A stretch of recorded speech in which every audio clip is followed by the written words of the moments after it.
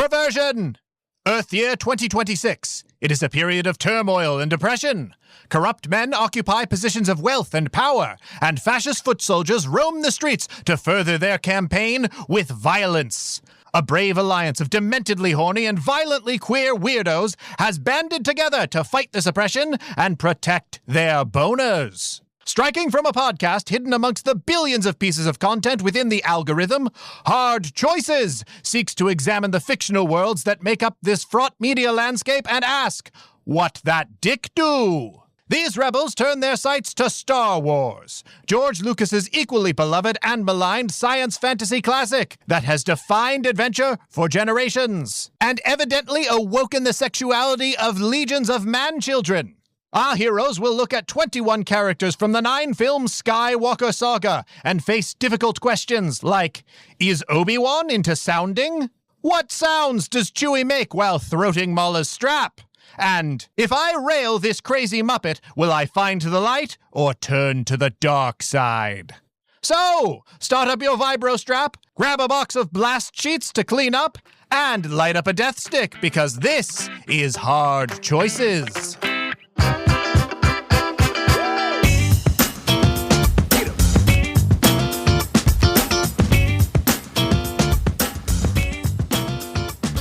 MeganBob, what is the color and girth of your lightsaber?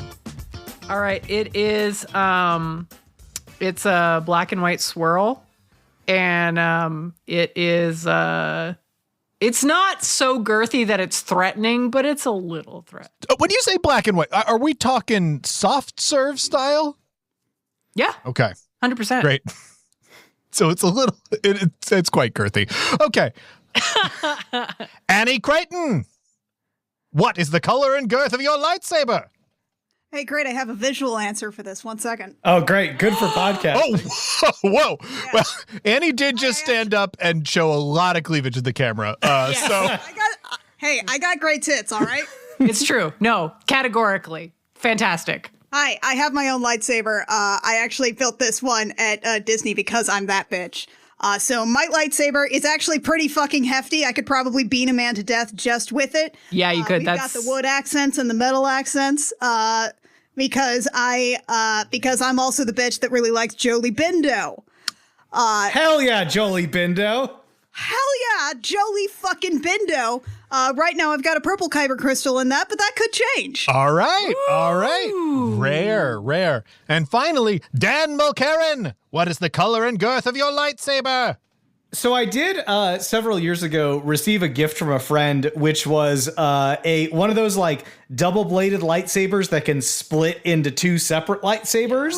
And it had a red blade on one end and a silver blade on the other. Because I am indecisive. So silver, that's a nice one. Yeah. I use the silver one most of the time. You catch me on the wrong day, though. Yeah, for sure. I will say having both of them lit in a dark room looks cool as shit. So yeah. Fuck. And I'll also say, little things of cookie dough in there also to go along with it. Okay, are we talking Ben and Jerry's density or the laughable amount of cookie dough that you get in other cookie dough ice cream brands? James, who do you think you're talking to here? Come on. I'm a man of taste. I have standards. A lot of cookie dough, an embarrassing amount. You bought extra cookie dough and put it in. Oh, yeah, for sure. What about yours, James? Color and girth of my lightsaber. Golly. I think I don't use lightsabers. I think if you're in Star Wars, you got to use a regular gun because you can see the bullets in Star Wars. Yeah. Everybody, like, if you got a blaster, you can see the blaster bolt, which means it moves very slowly. I think if you just brought a regular gun, you would win most fights. All right, James rocking up with a regular, normal gun. I pull out a fucking Glock. Take that space. I shoot Darth Vader in his assistive breathing apparatus, and I walk away. Story's over. Hang on, I think I read a story about fucking Glock. Wasn't he in Jabba's palace? Oh my God.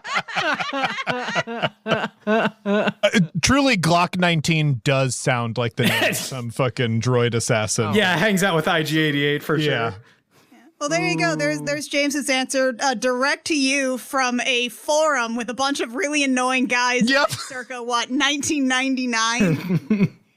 Chris is also in that forum sometimes. Oh, you know he is. He's got sword opinions. We know this. MeganBob, could you please remind our audience the definition of fuckability? Fuckability is not about what they look like. It is about what they fuck like. So assume you are into them. Very easy to assume. They are into you. Maybe more of an ask. How good is the sex and what is it like? Now, not all our heroes were able to arrive for this because we only had 21 spots. But man, oh man, are we leaving some good ones on the floor.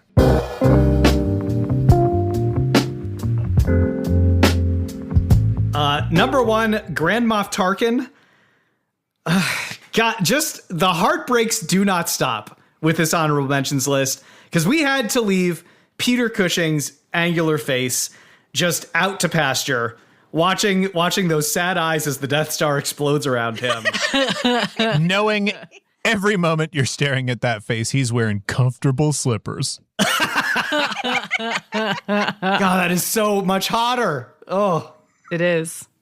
Number 2 was Shmi Skywalker. I never know if that's going to come out of my mouth correctly. Shmi.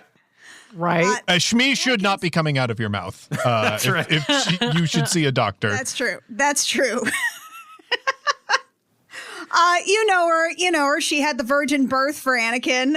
Yes. She does seem lovely, but God, she's been through enough. She died on a St. Andrew's cross, so. Oh boy, just Ooh. let her rest. Let her just rest. those Tusken Raiders are into some freaky shit.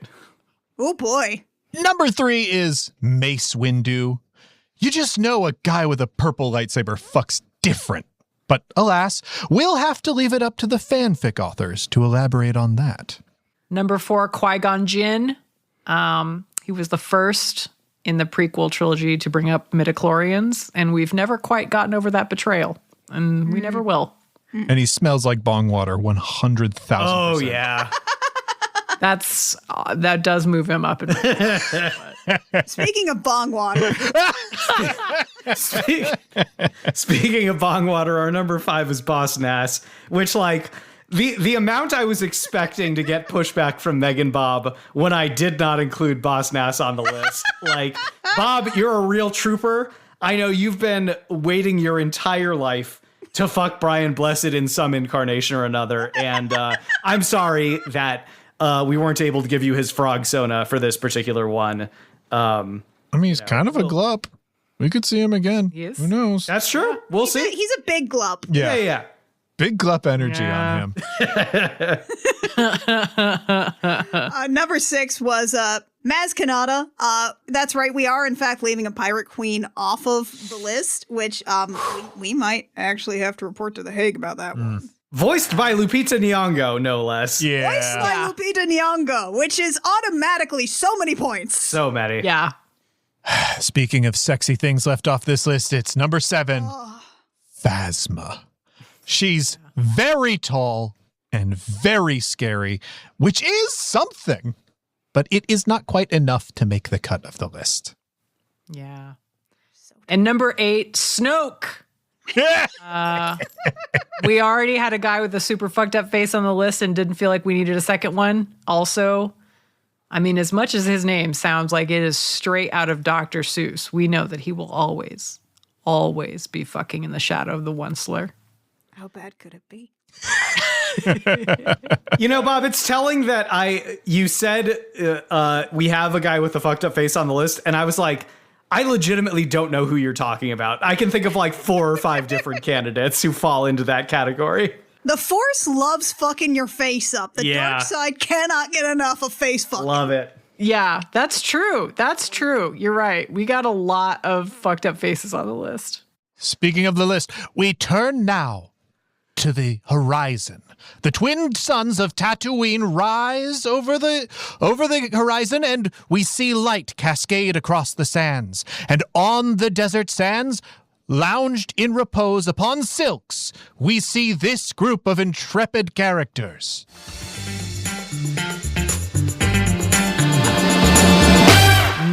Number 1, Luke Skywalker, human Tatooine farm boy turned Jedi Master.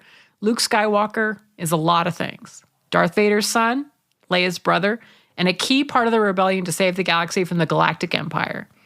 He eventually winds up as a crotchety old hermit living off of space walrus milk, which is actually about average for Jedi retirement plans. Guess he wanted to drink that blue milk straight from the tap. Well, that milk is green, Bob, so... Number 2 is Han Solo, roguish human smuggler and captain of the Millennium Falcon, as he says it. Eventually, baby daddy to Leia Organa and father to Ben Solo, a.k.a. Kylo Ren. That turns out to be a bit of a cats in the cradle situation. Sure, he can make the Kessel run in less than 12 parsecs, but if he goes down to the corner store for cigarettes, he may be gone forever.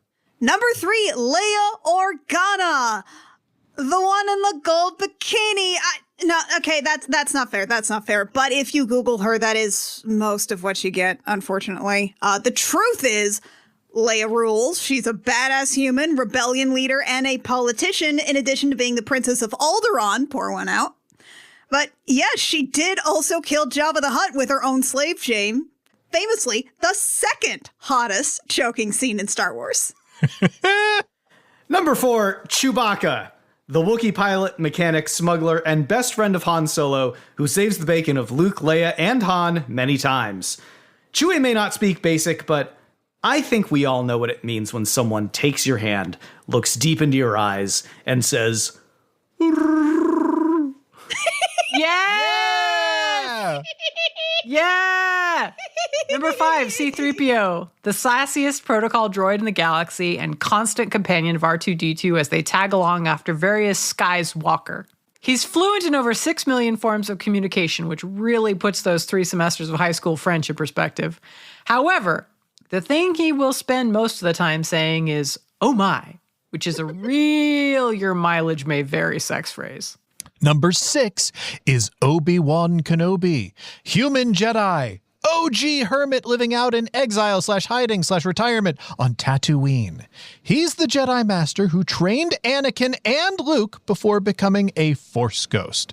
Famously, not a fan of flying, bars, or death sticks. Number 7, Lando Calrissian. Yeah! One of Han Solo's buddies, Lando is a charming human gambler and probably the most fashionable man in all of space. And yes, he did sell Han and Leia out to Darth Vader, but he also helps rescue them both from Jabba, so even Stevens? Number 8, Anakin Skywalker, the most famous sand hater in all of media. Anakin starts life as a human slave on Tatooine and, after some Jedi training, a secret marriage to Padme Amidala, and fathering 2 children, he takes a tumble into some lava and becomes Darth Vader, spending the rest of his life trapped in a life-sustaining suit of space samurai armor. It's not all bad, though. He was able to pick James Earl Jones on his voice synthesizer. We should all be so lucky. Number 9, Emperor Sheev Palpatine. I will never not be hilarious. Mm-hmm. AKA Darth Sidious. Old Sheev rose from his role as a backwater politician to Supreme Chancellor of the Republic. But all of that was nowhere near as important as his secret life as Darth Sidious, the man who seduced Anakin Skywalker to the dark side, making him, I guess, Darth Vader's side piece? I feel like there's more about him we could cover, but now all I can fixate on is the fact that Anakin was effectively lured away from Natalie Portman by a dude who looks like a haunted leather wallet. Number 10, Padme Amidala, human former queen of Naboo and senator. She falls for Anakin Skywalker and secretly marries him and gets extra knocked up, giving birth to the twins Luke and Leia. Oh, yeah. And the last time she fucked a guy, she died of sadness afterwards. So, no pressure. Number 11, it's Jar Jar Binks, a clumsy Gungan, an eventual respectable, citation needed, politician for Naboo, who ends up being the one to push for Sheev Palpatine's rise to head fascist in charge. A decision he probably has nuanced and complex feelings about, citation needed. But really, he's on screen to entertain any children watching and provide comic relief, citation needed. Number 12, Count Dooku, aka Darth Tyrannus. He's a former human Jedi who falls to the dark side, becoming Palpatine's apprentice before being killed by Anakin at the behest of Sheev. Never trust your employer, guys. They're not your friend. Number 13, General Grievous. A Kaleesh male who went full droid. Well, as full as an organic can go, transforming himself into a four-armed lightsaber-wielding nutcase. You love to see it. He also was named Supreme Marshal Commander of the Separatist droid armies and held that position until Obi-Wan set his actual heart on fire. The most metal way to die. Number 14, Yoda, a green little guy from who knows where. He rose to the position of Jedi Grand Master, serving as confidant and guide to many other Jedi in the films, most notably Anakin and Luke. He's on the list because, of course, he has to be. But even if he weren't one of the most important characters in the franchise, we would still put him on the list because he's a Muppet. Number 15, Boba Fett. A clone bounty hunter of unparalleled skills, raised as the child of the bounty hunter Jango Fett, Boba Fett pursues Han Solo for Jabba the Hutt, eventually bringing him in, only to wind up killed by a Sarlacc during the game's final confrontation with Jabba's followers. Mostly, don't worry about it. We're not getting into that today. Not much of a talker. Number 16, Jabba the Hutt. A Hutt male, leader of a criminal empire on Tatooine, and all-around fan of getting paid, Jabba is behind the capture of Han Solo that sees him turned into carbonite, but eventually dies when Leia chokes him to death with the very chain he used to imprison her. Canonically, a fan of jizz. Music. We're not calling it anything else. Hot jizz, baby! Take my jizz from my cold, dead hands. You can have my jizz when you make me jets. Number 17, Rey, a human scavenger who finds herself swept up in the resistance to the First Order, develops a connection to the Force, and ultimately discovers that she's the granddaughter of Palpatine himself. According to AO3, Rey is the most popular character to ship, which, given that Babu Frick is right there, is really saying something. Number 18, Finn, a human stormtrooper of the First Order who leaves that life behind due to a crisis of conscience, trying first to flee the conflict, but eventually joining the Resistance. One of the rare stormtroopers who can actually hit things. No wonder he had to leave. Phasma could just tell that he didn't belong. Number 19, Poe Dameron. Human pilot serving the New Republic before joining the Resistance to take a more direct stance against the rise of space fascism. Poe eventually forms a trio with Rey and Finn, but look, a trio is only ever one night away from becoming a polycule, so keep that hope alive. Number 20, Kylo Ren, the internet's problematic boyfriend. The son of Han and Leia and grandson of Darth Vader, the man formerly known as Ben Solo has dreams of grandeur of one day becoming a Sith Lord, only to find his aspirations played upon and ground down by the likes of Snoke and Palpatine. Dealer's choice on whether the Knights of Ren watch. So many cuck chairs.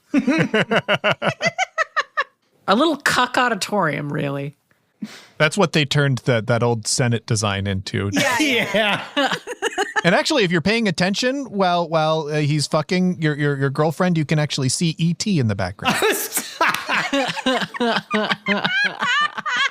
Number 21, Rose Tico, a human woman serving the Resistance as a maintenance worker, eventually transitioning into something of an action hero herself. And if you are one of those racist Star Wars guys who's mad that she's on the list instead of Hux or whoever, then I just want to reassure you from the bottom of my heart that I did this very specifically to make you personally mad. Excellent. Wait, we're not covering Bacta, Trist Valentine, or Leonid Gilo, famous Star Wars characters? Our rebels begin their journey by looking to the bottom of the list, starting with the galaxy's most median lay and descending to the worst of the worst, a wretched hive of cum that's filling me. My median is Rose Tico. Rose sees the best in you and holds you accountable for your actions. She's, after a lot of thought, she's not really someone that I can find an angle on that makes for like really good radio. But she's just a genuinely good person who wants you to be happy. Like, sex with Rose is about mutual joy and self-discovery. It's just nice. Mm-hmm. Yeah. My number 11, I had to double check my math after I put this character here because I was like, that doesn't sound right. But my number 11 is General Grievous. Shit. The dude is for sure gonna have some interesting and novel attachments, but let's be real, much like using 4 lightsabers at once isn't appreciably cooler than using 2 lightsabers at once. I don't think that whatever multi-propeller situation Grievous decided to set him up with below the belt is going to be much more than a novelty. My number 11, surprise to me, Anakin Skywalker. Okay. Look, folks, it would suck to have this guy into you. However, if you, like the wise and perfect Padme Amidala, look past his personality and entire vibe, you will find yourself the owner of a deeply intense people pleaser. Annie is, unfortunately, a switch. And if you keep him as a sub, you'll never be disappointed. But if you just look at that guy, it's so obvious how intensely he would worship feet. But the problem is you can never let him top. He has no self-control. You might enjoy an intense time, but it's pure luck because he is almost destined to go too far. And even if he doesn't go too far, the aftercare for him is going to be so difficult. And the bad thing on the other side of that is genocide. Oh, fuck. Yeah. That's the median. Yeah, you gotta aftercare real good or... Fuck me. Very few orgasms are worth that, is what I will say. Yeah. I feel like this makes a fuck ton of sense, and it almost makes me think, did I do this wrong? My number 11 is Boba Fett. Okay. Stern, no frills, businesslike. Honestly, those things can be really hot in the right vibe. But what I really want is a full-on clone Bukkake. I don't think Boba Fett is going to give me that. So that is as high as he can go. My number 12 is Padme. Out of all the characters on this list, Padme is one of the very few that we know for certain has actually had sex. And yet, when I try to think of her in a sexual context, my brain returns the equivalent of a 404 error. It's Natalie Portman wearing a black corset and collar, but I'm having trouble picturing her having sex. I don't know, man. The prequels were on some shit. I think she'd be fine. Let's move on. My 12 is Rose Tico. She is a sweet and cute and supportive partner. There is nothing wrong with her. The sex will be enjoyable. She just lacks the freak energy needed to reach the higher spots on this list. Yeah. 100, yeah. How about you, Bob? Who's your 12? Luke Skywalker. So yeah, maybe I'm wrong. In the context of the movies, Luke categorically does not fuck. And I am prepared to accept that he's probably not a virgin, but he's kind of a space monk. And that's definitely hot. Love a man who's dedicated to a cause. However, I do not get the sense that sex is important to him or what he would invest in, which is a fucking shame because I personally looked into my soul and was embarrassed by the things I would unquestioningly do to get my hands on that space hermit dick. Okay, that just leaves Annie. Who's your 12? It's Rey. All right. Vincent Price was an actor known for sometimes taking acting gigs, not for the role itself, but for the locations the project would shoot at. Yeah. And to that end, for me, it's less about Rey herself and more about the fact that she represents the opportunity to fuck in a cozy little hammock nest in a big wrecked Star Destroyer. And I just can't turn that down. My 13 is Finn. And look, you can argue that this man should be higher on this list. The thing is, based on the fact that he never fucked Poe, despite the obvious signals that the hottest man in the galaxy was laying down, we have to confront the fact that he does not know anything about sex. His greatest attribute, apart from being a cutie pie, is that he is a blank canvas. He probably has some fun trauma-based kinks to unearth from his time growing up in a fascist war cult, but they're going to be work to unearth. In another universe, he would rank higher, but this is Star Wars, baby. Yeah. My number 13 is also Finn. He finishes in about 15 seconds and then spends the rest of the night looking at you like you personally blew up the Death Star. Like, it's a level of gratitude that approaches tearful. I'm not saying he's bad, but I don't usually seek out sexual experiences where it feels like I'm doing the other person a favor. Yeah. My 13 is also Finn. Wow.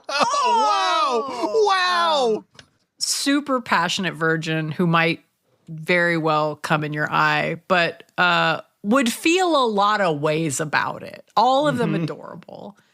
Pretty sure he'll catch feelings. That is worrisome. I am not prepared for him to claim me as one of his pack. But as long as I sneak out before he wakes up, I'll probably be fine. I mean, that did not work out for Rey, like Rey who left while he was fully unconscious. But I am a more motivated escape artist. Sure. All right, Annie, are you going to do a combo breaker on us? Who's your 13? I'm sorry, it's Yoda. Oh yeah. We're so close. Wow. All right. We were so close. I'm sorry. I have a very good reason for it. But no, Yoda, I don't think we would be physically compatible, but I do think he's a powerful enough Force user that he would not only be able to lift me in the air and fuck me like that, but he would basically be able to use the Force to stimulate every sensitive nerve in my body to give me the most powerful hands-free orgasm of my entire life. Dang. But he's also a fucked up Star Wars little guy, so he would make little Frank Oz character chuckles the whole time. Break it for You're me. actually describing something great, like truly just great and kind of unimpeachable. What's happening? What's happening here? It's just and it's like after a while that would get a little rough for me. It's like, can you stop doing that? And he's like, stop it, I cannot. And it's like, dude, I know you only did that to sound like a crazy guy in the swamp. That's not how you actually talk. He's like, show you it does. Okay. Moving on now to our number 14s. Bob, who is your 14? Ooh, James may kill me for this, but it's Padme Amidala. I know. Look, one of the things about Padme that drives me nuts, she's beautiful and perfect in many ways, but she does not seem to be able to perceive the oncoming train wreck until she is standing in the ruins. And it is just a real bummer. I am open to romantic fucks, and much like Dan, I struggle mightily to picture it, other than I assume it's quite soft focus. But I am not open to naive fucks, and I feel like there is a certain amount of that, and I do not want it. I'm going to change everybody's mind when I can't it wait. happens. I'm When it ready happens. for it. My 14 is Chewbacca. So listen, Chewbacca is a married man. So we have to consider two scenarios. One, Mala is not willing to share, so I'm Chewbacca's mistress. And the sex is fantastic, but incredibly dangerous, because if Mala ever finds me, she will rip my arms right out of their sockets. Yeah. Two, Mala is willing to share, and she and I are metamors, and that's great. We hang out, we get together for some Ronto reps, we have fun. But then one night I'm coming over for the weekly Sabacc game at the Chewbacca residence, and I realize I'm not just dating Chewbacca, I'm dating his whole family. Because then Itchy comes out of his masturbation chair in the middle of the living room and wants to give me a big ol' hug, and then tearing down the stairs, making the most unholy noises I've ever heard in my life. It's Lumpy running down going, and I know in my heart that I don't care if Chewbacca pounds me into the mattress so fucking good, I have to leave now before Art Carney shows up to start doing bits. Oh, Wow. fuck. Wow. Ugh, harsh but fair. All right, my number 14 is Anakin Skywalker. On a purely objective level, separate from any issues of writing or directing or acting, like, there is something hot about the relationship between Anakin and Padme. You simply do not build a passionate, years-long, forbidden secret love affair on bad sex. And yet, prequels era Anakin is just so petulant and whiny and demanding. His own sense of masculinity and self-respect is so fragile that he would be getting in his way the entire time. Now, Vader, on the other hand, is much more appealing, but I don't grade on appeal. And if we are ranking these characters holistically, I can't help but read his cold aloofness as yet another layer of cope on top of all of his insecurities. Like, you know, practicing breath play over a Zoom call is a pretty cool trick, but like, that's all it is. You know, I don't think it's very good. My 14 is C-3PO. Nice. He is an unbelievably sassy bitch, and that makes him great in the top or bottom role. He can whine and beg like truly few beings in the galaxy could. And you know he has some truly devastating lines in him when you are overstimulated and whimpering. The only issue is that he's got a mobility and texture problem. So he's not a no, but he can only really appeal to very specific tastes because he's going to be an oratory fuck. Oh. Interesting. That's it for our 14s. MeganBob, start us off with your number 15, please. Obi-Wan Kenobi. I think once he went into exile, he probably fucked around a little bit. Like, I mean, the Jedi are essentially gone. Why stay celibate anymore? So I suspect he's had some sex, but I doubt he cared about mastering any of it. And so while he could levitate me during sex, and that is very cool, I would kind of rather have a guy who's actually invested, and Obi-Wan's primary passion in life is making up for some truly catastrophic choices, which is relatable, but like, he ain't horny about it, which is such a missed opportunity because that man has a lot of regrets to fuck away. Yeah, I think you nailed it. My number 15 is Rey. I'm just not getting anything from her. I think the real advantage to Rey is that she's had a lot of life and death situations and they kind of spring up around her. So anytime you fuck, you're probably going to have a lot of adrenaline and survivor's euphoria around it. Maybe we'll see her develop more of a character, but right now she's not a no, but she doesn't have any personality to make her a priority. My number 15 is Jar Jar Binks. Yeah. This fucking show. Sometimes I think me or Bob or both of us must have been cursed by a witch or something to have to say these things into a mic. But all right.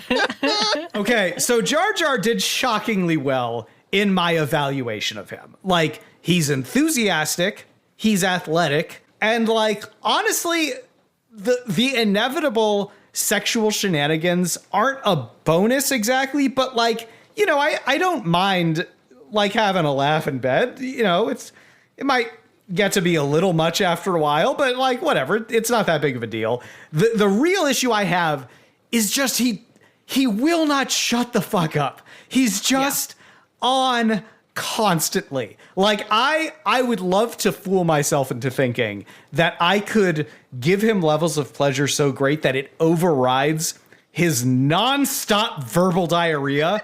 But I don't think there's a force in the universe that could do that. Like, I could stick my dick in his mouth and he would still find a way of saying something inane and more than a little racist around my shaft over the course of the blowjob. Yes. All right. Annie, who's your 15? Listen, you're gonna be mad. It's Poe Dameron.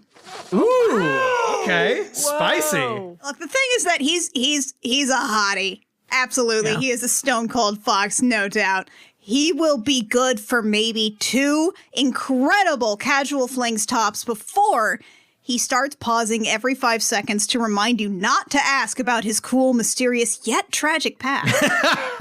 You will lose your rhythm entirely because you will open your mouth to scream out his name and he will stop mid-pump to ask you if you were about to demand to know the secrets of his incredibly rad yet utterly mysterious and, dare I say it, dangerous past. But you will get to fuck in an X-Wing with a cool-as-hell paint job. Yeah. So, Yeah. probably worth it still. Yeah. My 16, and I'm really loath to say this, is Boba Fett.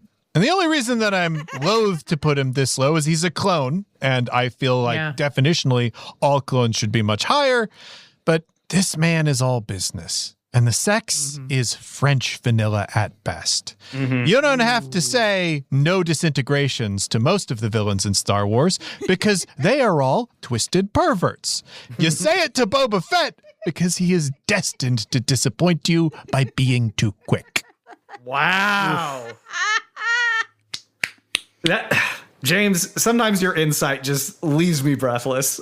Incredible. That's not the only right. thing I can do that'll leave you breathless. I guess. Hey! My number 16 is Jabba the Hutt. I really had to consider what the phrase "you are into them" means in the context of Jabba, because obviously there's a lot of elements of him that are just unappealing on very basic levels to me. But if we presume that things like, the slug body and the slime, and I presume the smell and the texture are all put aside for the time being, Jabba does have some things that are going for him, he's clearly a hedonist. And we see from the way that he treats Leia that some of that hedonism extends into something that's pretty sexual. So unlike a lot of some of the comparatively sexless characters that are on this list, we know that Jabba has an on-screen sex drive, but I just don't think the encounter would be that much fun. I can't really see Jabba as being a bottom, so I'd have to somehow negotiate around having this, I assume, half-ton slug man pinning me down. And even though he's a rich gangster, his place doesn't suggest that he has soft cushions and comfortable accoutrement. His palace is just a lot of hard surfaces and no air conditioning. And you don't even get tasty food. All we see him eat are wet bugs and shit. So yeah, it's just no thank you. Annie, who's your 16? It's C-3PO. Can I fuck him so hard that I unlock evil Sith mode? Ooh. Okay. Because then I can do whatever I want. He's not going to remember it. Mm-hmm. That's true. Otherwise, it's just, oh, come on. Oh dear. Oh. And then when he droid comes, he says something filthy in binary load lifter. Mm-hmm. Yeah. Hell yeah. All right, Bob, who's your 16? Big feels. Jar Jar Binks. Hell yeah. Ah, that tracks. That one, I said to myself as a young child. And indeed, for years, for decades, until this latest rewatch, I was privately certain that I would be the lone outlier, or as I like to say, outlier, making the case that Jar Jar Binks could give me a fuck I would be thrilled with. But I can't go through with it. It would be bad. And it would be bad because he has 2 brain cells, neither of which know what sex is. Would he even come in my eye? I mean, maybe, but it wouldn't be because he was so into it, and he wouldn't feel ashamed of it either, which would help. It would just be one of those crazy mishaps that specifically happens to Jar Jar. And let's be just explicit here. I am desperate to know what Gungan dicks look like and what Gungan cum is like. But if I want to fuck a cringy, kind of racist species and have a positive experience, Boss Nass is right fucking there, and he will at least bellow when he comes. Oh, man. All right. Well, on that bleak note, my number 17 is a big feels. And it's Boba Fett. Nice. You go to an orgy at Jabba's palace. It's a phenomenal time. Aliens of all shapes and sizes all over the place. Bib Fortuna handing out lube and towels. The Rancor is watching the whole time, which is weird, but you stop noticing after a while. Periodically, though, you keep catching glimpses of Boba Fett from across the room. You're immediately into his vibe. But aside from a couple of lingering touches and one errant cum shot, you two don't really get the opportunity to hook up. You give him your number afterward, though, and you tell him that you're interested in some solo play later. Flash forward to a week later, and you randomly find yourself wondering why he hasn't called you yet. And then it hits you. He did call you. You went to his place and you hooked up, and in the time since, you have forgotten all about it. Oh my God. Some people are just better off as part of an ensemble. When you get to know them one-on-one, like, say, over the course of a 7-episode miniseries, all their appeal just immediately evaporates. Oof. Annie, who's your 17? It's also Boba Fett, actually. Whoa! Now, famously, Boba Fett in the original trilogy has so few lines that all of his dialogue fits in an old school 140-character tweet. With room to spare. With room to spare. I would suck that man's dick with the express intention of getting him to go over that limit. Nice. Nice. Best blowjob I've ever given in my entire life. The sex afterwards would be pretty mediocre. Mm-hmm. Yeah. Yeah. But I'll have a goal and I'll have achieved it. Yeah. That's not nothing. Bob, how about you? Who's 17 for you? C-3PO. Have you ever accidentally caught a tiny bit of skin in the hinge of your glasses? Oh, no. And think, fuck, how does that hurt so much? How is that possible that this tiny pain is excruciating? Okay, so imagine that, but it's your pussy. Mm-hmm. Wow. Am I gonna have a good time fucking a collection of pinch points? No. I also wouldn't enjoy paper cuts or stubbing my toe being incorporated into a scene. Mm-hmm. I am sure someone out there would love it. It is not me. Is Yoda. This neoliberal warhawk has made his entire personality being a withholding little weirdo. He would be the most frustrating dom of your life. He would satisfy you, but only in ways that would inevitably leave you feeling mad. And he could never sub, and I don't think he can even be vanilla. He's a yes for some, but for me, he is my first no on the list. Oh, wow. Okay. I mean, pretty far down, all things considered, but all right. Was not expecting Yoda to be your first no. All right, that's it for our 17s. Annie, please start us off with 18. Who do you have in that slot? Oh, it's Luke Skywalker, baby. Yeah. All right, now, I have never read any of the extended universe, so I can't say I'm familiar with the Luke who fucks or even bigger Luke. Mm-hmm. But what about Luke? Yeah. I don't know, Luke. It sounds like he's a little tough for me. No, he specifically fucks. You know what? Wrap it up there, folks. Good night. You've been a great audience. This was our pretty choices. much. We did it. So all of those Lukes of various hues aside, this Luke right here, this guy, there is no way at any point in the films are you ever looking at a Luke Skywalker who has had any kind of sex at all. This is a virgin. This is either a young baby boy virgin, a cool self-assured virgin, or an old cranky virgin. And Luke has historically, like, a virgin is not necessarily bad. I mean, it is unplowed snow. You can mold them if you want to take the time. But Luke has historically always resisted training. He'll go along with it eventually, but he hates being told what to do. He always has, even back to whining at Uncle Owen. Then he wanted to go to Tashi Station, power converters, all the way to not wanting to take his stupid lightsaber back and not wanting an apprentice. So not only is it going to be Luke's first time ever, but he's also going to whinge the whole time. Anytime you try to give him advice, direction, even tell you what you want. If there is a bright center of the universe, this is the fuck it's furthest from. Oh. All right. Bob, who's your 18? Jabba the Hutt. Not even a 2-pump chump. He would have someone else fuck me on his behalf while he watched, which is totally hot in a certain way. But I don't want to hear him like rumbling in Huttese, and I damn sure don't want to be fed to the Rancor for fucking in an insufficiently interesting way. Princess Leia is a true inspiration, though. There is something deeply compelling about going praying mantis on a huge asshole after sex. So let's say it's a maybe.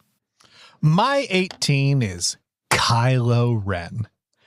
This guy sucks. He has either never eaten pussy or he thinks he's really good at eating pussy, but ignores everything anybody he is with wants. The only way he is any good is a pure cosmic accident of his self-choreographed sex script being your very specific thing. I'll admit, he could probably talk a good game. He can foster an atmosphere as a dom. But don't you dare bring up his intensity or his passion. He used those things to become a Nazi. That's the least sexy thing that anyone can do. Yes. Yes. My 18 is Obi-Wan Kenobi. We've negotiated the boundaries of our sexual encounter beforehand. You know, some bondage and light pain play. Nothing too ambitious. You know, it's our first time. And then he shows up with a fucking unannounced sounding wand.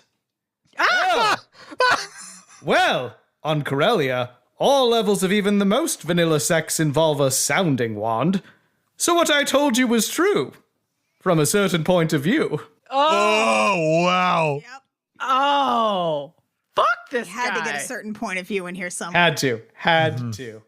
All right, we're on to our number 19s now. Bottom 3. Annie, your 19, please. Mine's Kylo Ren. Yes. And by the way, I tell people this all the time. Well, not all the time, but I used to have to tell people all this time. I'm allowed to want to shove Kylo Ren into a locker. He's from South Bend. Nice. My parents' hometown. I'm allowed to do that. It's fucking weird that they put that in the canon of Star Wars.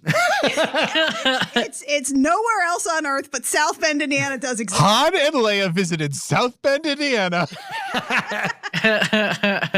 See, here's the thing about fucking Kylo Ren is that at the very least, he always wears a condom, except for the brief period in which he takes off the condom and shreds it, followed by him meticulously gathering the scraps of the condom and gluing them back together and then putting the condom back on. Buddy, let the condom die. Kill it if you have to. I could see him looking at that little, like, ash pit with the condom flakes on it. Oh, yeah. Oh, God. I don't know if I have the strength to do what I need to do. Then he gets with some little tweezers, like laser tweezers for some reason. Oh, fuck. That's very good. My number 19 is also Kylo Ren. Yeah. This depends wildly on where in his arc you catch him, but let's be charitable and say you get him after he's turned to the light side. And he gets that he's being a dumbass. He will be good because he's passionate, but he really, really can't stand looking stupid or incompetent and he's a virgin. Yeah. Ooh, yeah. He's not exactly going to be wowing anyone with those initial moves. And I have grave doubts about the emotional maturity he will handle corrections with.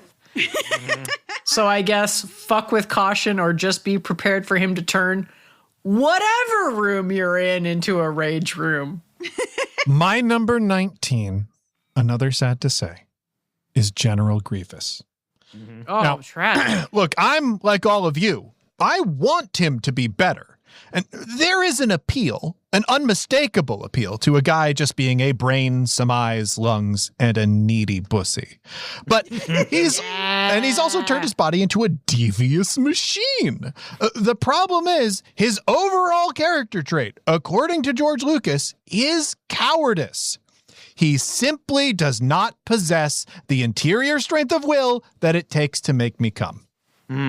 Well, yeah. Yeah. My number 19 is a big feels. And it's C-3PO. Oh, yeah. Now, I could see how you might think that his prissy, fastidious attitude would get in the way of him being a good lover, but I don't really think that that's true. Like, you know, he might complain more than is strictly ideal, but like the dude is certainly not past enjoying the finer things in life. Like the way he exalts about taking an oil bath, he's kind of a low-key hedonist. So all of that's fine. The major thing with me is how, though? Like, I try not to get too hung up on these sorts of physical details on this show, but like he doesn't have a tongue or jaw muscles, so oral is out. Like his fingers are hard and they seem incapable of even the sort of rudimentary motions that would be required for a hand job or fingering. The few holes that he has are, at best, able to accommodate only the teeny tiniest of dicks. And even if you gave him a strap-on, his movements are so awkward and jerky that I don't think he'd be able to like hit whatever rhythm you'd need to even approach a pleasurable experience. Like I really did want to rank him higher. You know, the flesh is willing, but the chassis is weak. Lieutenant Data, this guy is not. Number 20s, everyone. I'll start us off with this one. My number 20 is Luke Skywalker. Wow. People have covered it so far, but like he goes through a massive arc over the course of the films he appears in, and he's not fuckable once. Not the entire Oh! Not even once. You're either dealing with a whiny, clueless virgin or a pleasure-denying monk who takes himself way too seriously. Now, I will say, you know, bearded surly Luke from The Last Jedi has just enough of a twinkle in his eye to lure you into thinking that this might be the Luke who can get it done. Don't buy it. If sex was a thing he was interested in, he wouldn't have exiled himself to Porg Island. MeganBob, who's your 20? Big feels. Anakin Skywalker, the specialist, special boy. Even as a fucking grown-ass man who is about to be a father, he is upset that he is not being made a master by the Jedi Council. So, a man once asked me to tell him a fantasy I had never told anyone before. And I paused before saying, I don't think I have any anymore. Too many men have asked me that question. And he said, I'm not asking that in the way they do. Believe me on that. Sir. Excuse me? Oh, yeah. Sir, you are asking it in exactly the same way as every other man. Oh, no, it is different. asked. It's more annoying, it sounds like. Oh, that's true. You know what? It's worse. And it is not a good look to try and be the specialist special boy about it. I didn't fuck that guy. Good for you. Thank you. And if I did fuck Anakin Skywalker, I am sure it would be enthusiastic, but he will shamelessly and truly shamelessly pout if he feels any reason to, and nothing is less hot than a man going, you didn't come? But why not? Are you saying I'm not good enough? Bitch, if you were good enough, we wouldn't be having this conversation. get the fuck out. And fuck that guy. Fuck that guy. I rated him low too, but I am clearly in a room of people that if somebody pouts, they don't slap them in the face like they are clearly asking for. Oh, that is, yeah, no. Like, if you pout, you're going to get slapped. That's the rule. That should round it up to a better experience. That's all I'm saying. If you pout, the hands come out. Yes. Oh Yes! my goodness. There we go. That's on the t-shirt. I need that on a tea towel. All right, Annie, who's your number 20? It's Jabba the Hutt. It's like Nice. fucking someone when their dog is watching, except the dog is Salacious Crumb. Yes. Yeah, exactly. I don't know if I can have my sexual performance heckled while I'm trying to jack off this giant wet sloth. It's like, I know it's not going well, Salacious Crumb. I don't need your commentary. And he's like, Oh my God. Oh, I love that. Outstanding. All right. hey, Yeah. guess what? My number 20 is also Jabba the Hutt, baby! We did it! It's another guy who sucks. Sure, he has all the trappings of some decadent sex maniac, and he embodies many of the themes that many dominants are chasing in their personas. But he is an object lesson in how unappealing all of those traits are in the hands of someone who fundamentally is untrustworthy. He is the quintessential bad dom in every shitty predator in a kink community, and they are all echoes of his slimy ass if you should ever meet one. Ooh. What a fucking damning thing to say to a fucking predatory dom is be like, get out of here, you fucking Jabba the Hutt ass motherfucker. You fucking want to be Jabba I will say the Hutt. the very pointed observations about people in our own lives are starting to come out as we near the bottom of this list. And speaking of, we are at the bottom now. The number 21, the nadir of Star Wars. Annie, who's your 21? I'm so glad I'm going first on this. All right, future editor, I'd like to apologize in advance for what I'm about to do. Oh boy.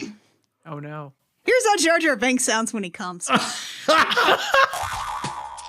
Wahoo! Bada boska misa bada! Wild Babinski! Misa never have a penis blow big good as that, Annie Banani! Oh! Hey, Annie, I need you to know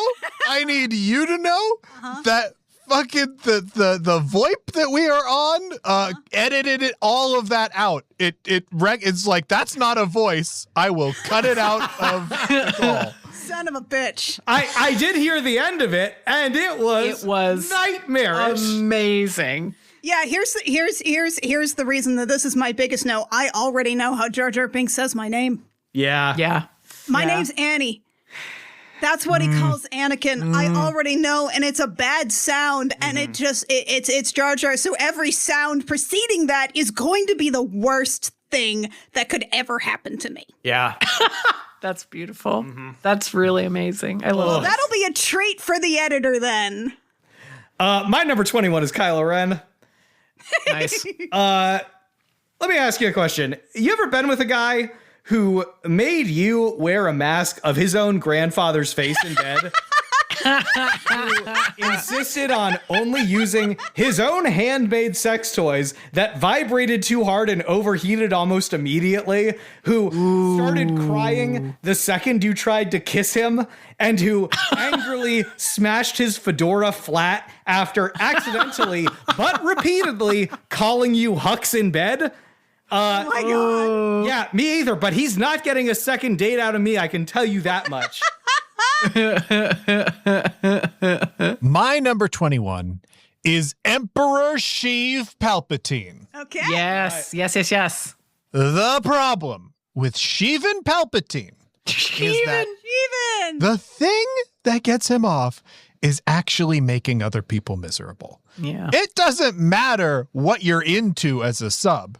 He is always going to push it into a place where you eventually actually hate that kink, ruining it for you forever.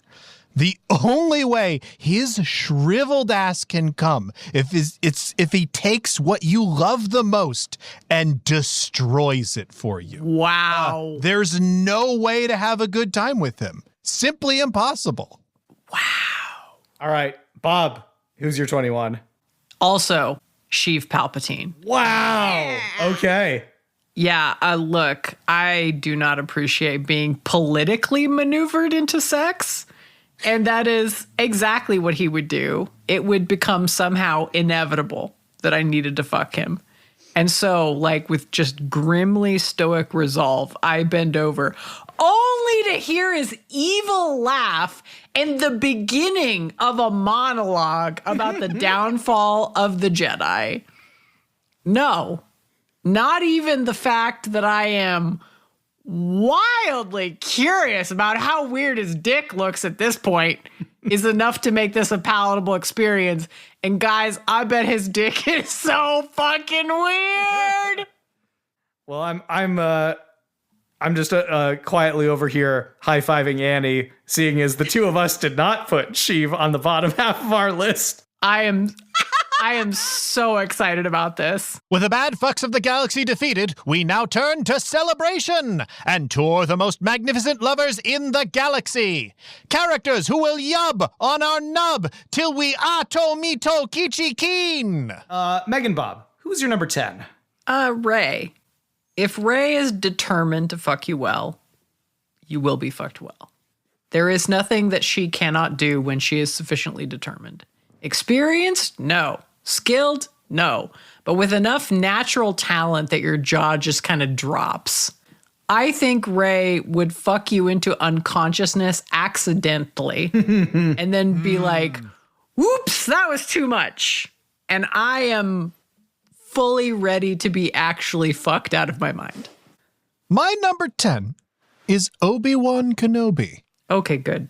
This man is a complicated creature. Yeah. He, especially as a young man, has the energy of a guy who fucks. And he is flexible with the Jedi Code.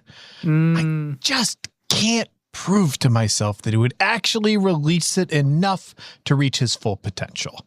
Yeah. I do think that it would be good, but also vanilla and restrained. Ooh. My number 10 is Han Solo. Okay. Han Solo is a B- fuck who promised you an A+ beforehand. Like, confidence is sexy. Overconfidence only leads to disappointment for everyone involved, and that's what's going to happen if you let Han take the lead. As a sub, though, I think he has potential. We see an Empire that the man can absolutely take a beating. And, if you just tell him to, like, lie on his back and hold completely still, you can unlock his secret kink for carbonite role-playing, huh? Now we're talking. Yeah. Annie, who's your number 10? It's Anakin, but I would like to be more clear. This is Darth Vader. I can't believe I'm the only one taking this angle. Oh. Like, good for you. Like, if you open up Merriam-Webster's Collegiate Dictionary, you will find under hate fuck, you will go to definition 2A, and it will say, see Darth Vader. Nice. Like, Vader is a man so finely tuned at this point that the only emotion he can even feel anymore is just hate. He is the ultimate messy, painful hate fuck.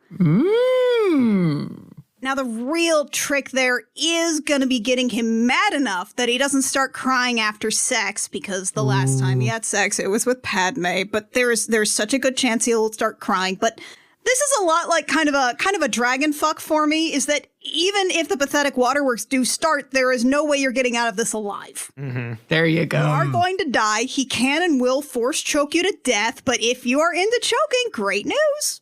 He's the best at it. Yeah. You won't be around for the crying anyway. And I mean, also, who hasn't wanted to fuck in his little solitude egg?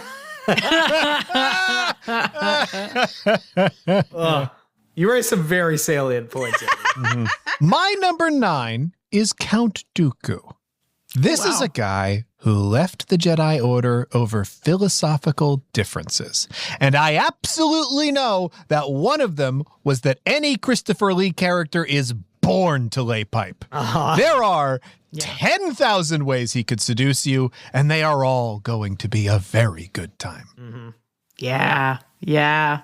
And that's number 9. Goddamn. My number 9 is Leia. I gotta say, there's something appealing about the idea of meeting Leia in her office while she's working late for the 20th night in a row, pushing all of her paper off the desk. Well, I guess Star Wars doesn't use paper. You push all her data pads, all her compu tablets off her desk, and you just like make her stop for a second. You know, like this is a woman who's been carrying the weight of the galaxy on her shoulders since she was 19. I want to be the person who makes her put that down for a second, lies her on her desk, and eats her out until she forgets all about trade agreements or whatever the fuck, you know? The idea of her looking up, eyes half lidded in pleasure and gratitude, hair buns hanging tangled and disheveled, like, buddy, that's not just appealing, that's an achievement. Oh, yeah. If I can put that on your headstone. Hell yeah, man. Annie, who's your number 9? It's actually Leia's mom. Ooh, okay. It's Padme, because, like, listen, obviously the sex is worth betraying your entire way of life for. That's obvious. What really sells it for me is the fact that you get access to her closet afterwards. Girl, let's go out and get fucked up on diaphanous gowns. Yeah. Wow, very good. Bob, who's your 9? Rose Tico. I think she's a huge romantic, super giving lover who throws herself into it, but she's also fun and has real good people skills and cares so damn much.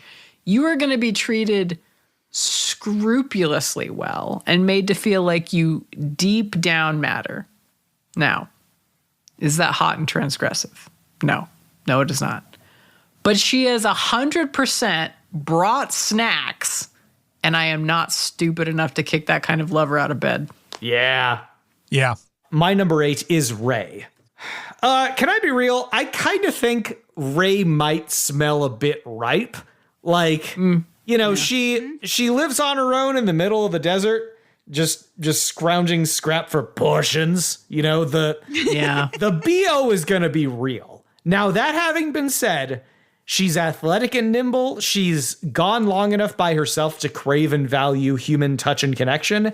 And she has force powers without any of the Jedi's prudish hangups. Like, she's far from the most experienced person you're going to run into, but she's enthusiastic, she's capable, and honestly, you've smelled worse. You just have. Annie, who's your number 8? It's Count Dooku. Friends, do you want to fuck a space Dracula? Yeah. We all do. Then let me sweeten the pot for you.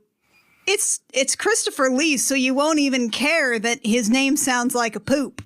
Or alternatively, Green Day's best album. You'll be too busy being utterly bewitched by a space Dracula who sounds like that all the time. Yes. Damn. Bob, who's your 8? Chewbacca. I don't think Maz Kanata fucks people who aren't good unless she feels like a laugh. And I am pretty sure she has fucked Chewie. He is strong enough to throw you around, but sensitive enough to want to slow down and enjoy it. Basically, if you don't mind body hair, and I do not, Chewie will treat you right. And also, it is just very important to me to know what sound he makes when he comes. I mean, I think we know, but, still worth hearing. I gotta hear it straight from the tap. Yeah, for sure. How about you, James? Who's your 8? Okay. So I would say big feels. Uh-huh. Feeling has nothing to do with this. Oh. This is a truth that I have observed that no doubt the card counting detectives in our audience have already realized and are dreading.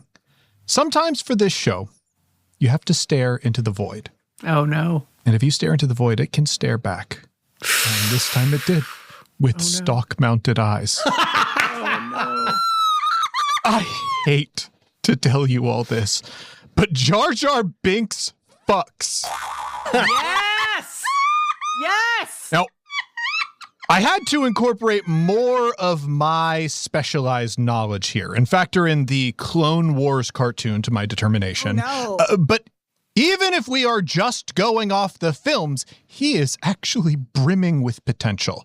He has that long prehensile tongue, and he has an unbelievably eager to please attitude.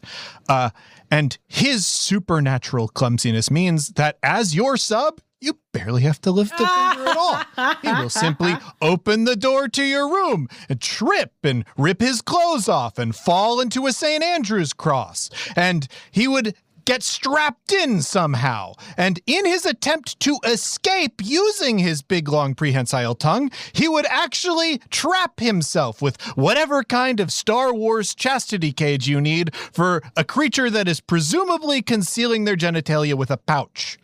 The problem with Jar Jar is that he is annoying. And the more you try to fix it, the worse he is going to get. But he will also give you the motivation to absolutely wreck him when he is at your mercy. And the wildest part of all of this is there is canon textual evidence that he fucks. In Clone Wars Season 6, Episodes 8 and 9, Jar Jar Binks and Mace Windu have a buddy cop adventure on planet Bardada. During this adventure, the leader of the planet, Queen Julia, is obviously crazy fucking into Jar Jar, and they clearly fuck.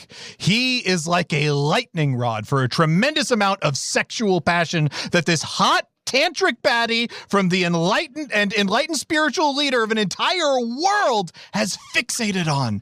And why? Because to her, Jar Jar is a flawlessly loyal toy, no doubt capable of taking everything that she can give. The only reason that he is here and not higher is that I don't think most people have the mental or spiritual fortitude to effectively train him. I'm not even sure that I do, but I am cursed with the wisdom of the glory that rests at the peak of that mountain. Wow. Fuck. I don't think I've ever seen Annie look that upset. Yeah, that was Annie took us on a face journey. Oh, God, so Oh, mad. man. All No, right. that was beautiful, James. That was fucking was phenomenal. Transformative. Give me one of those Jar Jar Binks lollipops. Annie, I would love to hear who you have at number 7. This one's simple, folks. It's General Grievous. Yeah. As my dear friend Anna Emmeline likes to say, 4 arms, 2 to pin you against the wall, and 2 to cup your face with. Yeah. 4 arms. That's it for me, baby. Sure. Yeah. It's all it takes sometimes. He's a little fucking monster, and he's got 4 arms. Yep. How about you, Bob? Who's your 7? Han Solo. Obviously, Han fucks. I think, if he knows you from some part of his smuggling life, he will give you a beautiful ships in the night fuck, where you both know what this is. There are no illusions about what it means, but, you're reaching out for some kind of connection. That is nowhere near the scalding hot sex that I bet he and Leia had. Because there is a special kind of sex you have with someone who really gets under your skin. But Han's dance card for that kind of fuck is full and is probably how he knocked Leia up in the first place. My 7 is Lando Calrissian, baby. First time he's appeared on the list. Yeah. This guy fucks. I also legitimately believe that he can back up every aspect of his personality. He can seduce you and do so easily. And it's always going to be a fun time. He loses points for conviction and dependability. He'll give you a great night, but every now and then. It will be almost impossible to pin him down to actually build something. And you want to build something because if you build that thing, it will be glorious. Yeah. The ideal situation is you are a hot pirate queen who can pay to have bounty hunters go out and drag him back for booty calls on your stick. Hell yeah. Ooh. That is hot as fuck, James. I want to go to there. Oh, you've got an avoidant personality? Well, I have an army of bounty hunters, so... My number 7 is Rose Tico. Mm-hmm. In The Last Jedi, she goes from openly weeping from sadness over her lost sister to being consumed with wide-eyed awe over the man who she thinks is a genuine rebel hero, to coldly zapping that same guy with a taser the second that she realizes he's full of shit. And that's all in the space of like 3 minutes. So, you know, Star Wars does not have the deepest characters in the world. And so someone like Rose, who has genuine emotional range and depth, really stands out. Like she feels like a real person to me, a person that you could connect with and share something deep, you know, someone you could laugh with or cry with or share a life-altering orgasm with, all in the same night. Like she's not going to wow you with unreal athletic ability or decades of finely honed experience, but in terms of an encounter that's going to put a smile on your face every time you remember it, even years from now, Rose is hard to beat. Yeah. Annie, who is your 6? Emperor Sheev Palpatine. Yes. All right, so here's how it goes. Palpatine wines and dines you. He takes you to the opera. He takes you to the theater. He takes you to incredibly expensive restaurants. He pulls out all the stops until finally you are a little drunk, pretty drunk at that point. It's Sheev Palpatine. It's maybe pre-lightning, but it's still Sheev Palpatine. Yeah. And finally, he gets you alone in his lavish, sumptuous bedroom. And then he announces, "Oh no, you're not fucking me. You're fucking them." Settles down in his cuck chair. Yes. His high-backed cuck chair. His high-backed cuck throne. While a clone trooper and a battle droid enter from opposite doors. Yes. Then he sits there grinning like a fucking weirdo while you get your world rocked as the droid and the clone vie for sexual supremacy.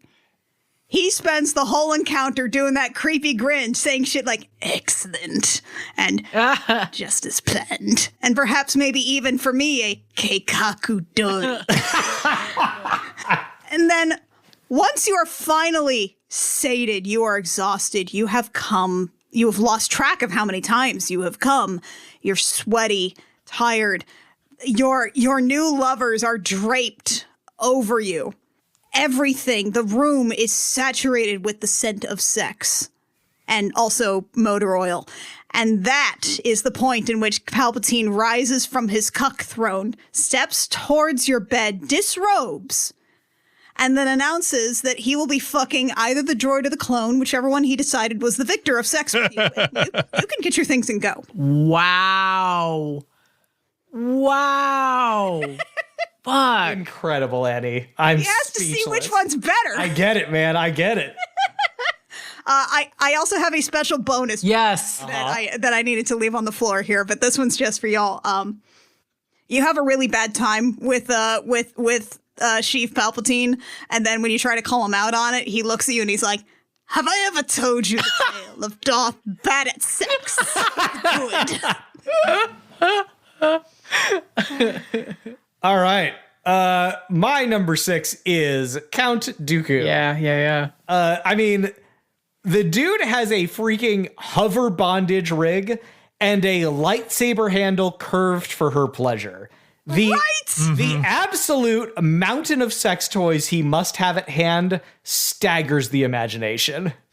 My number 6 is Chewbacca, baby. Yes. The ultimate Yeah. bear. Yeah.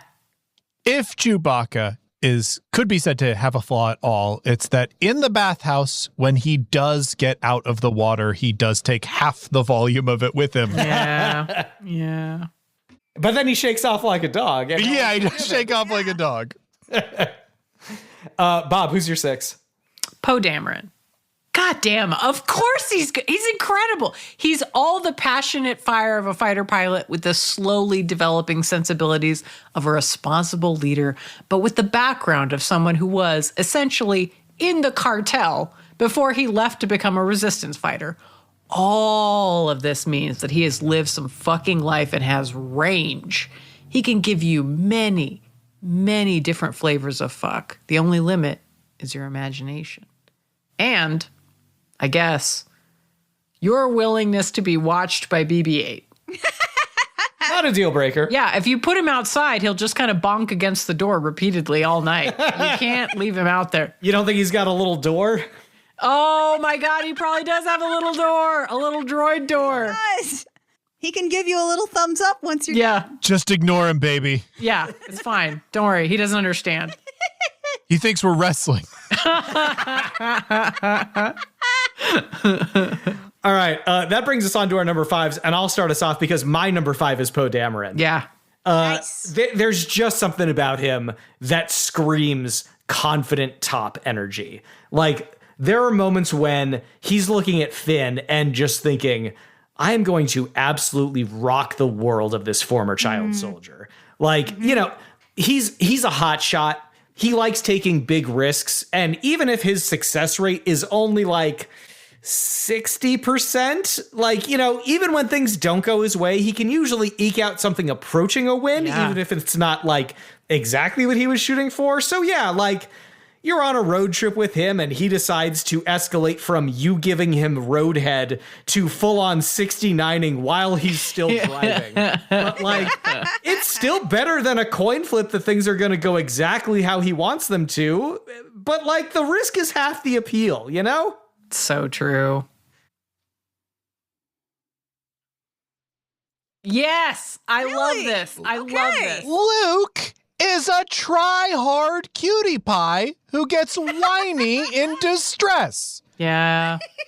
He knows how to beg you to come. He knows how to beg you to come. He is a perfect fucking sub, and I will bet that he is also good vanilla.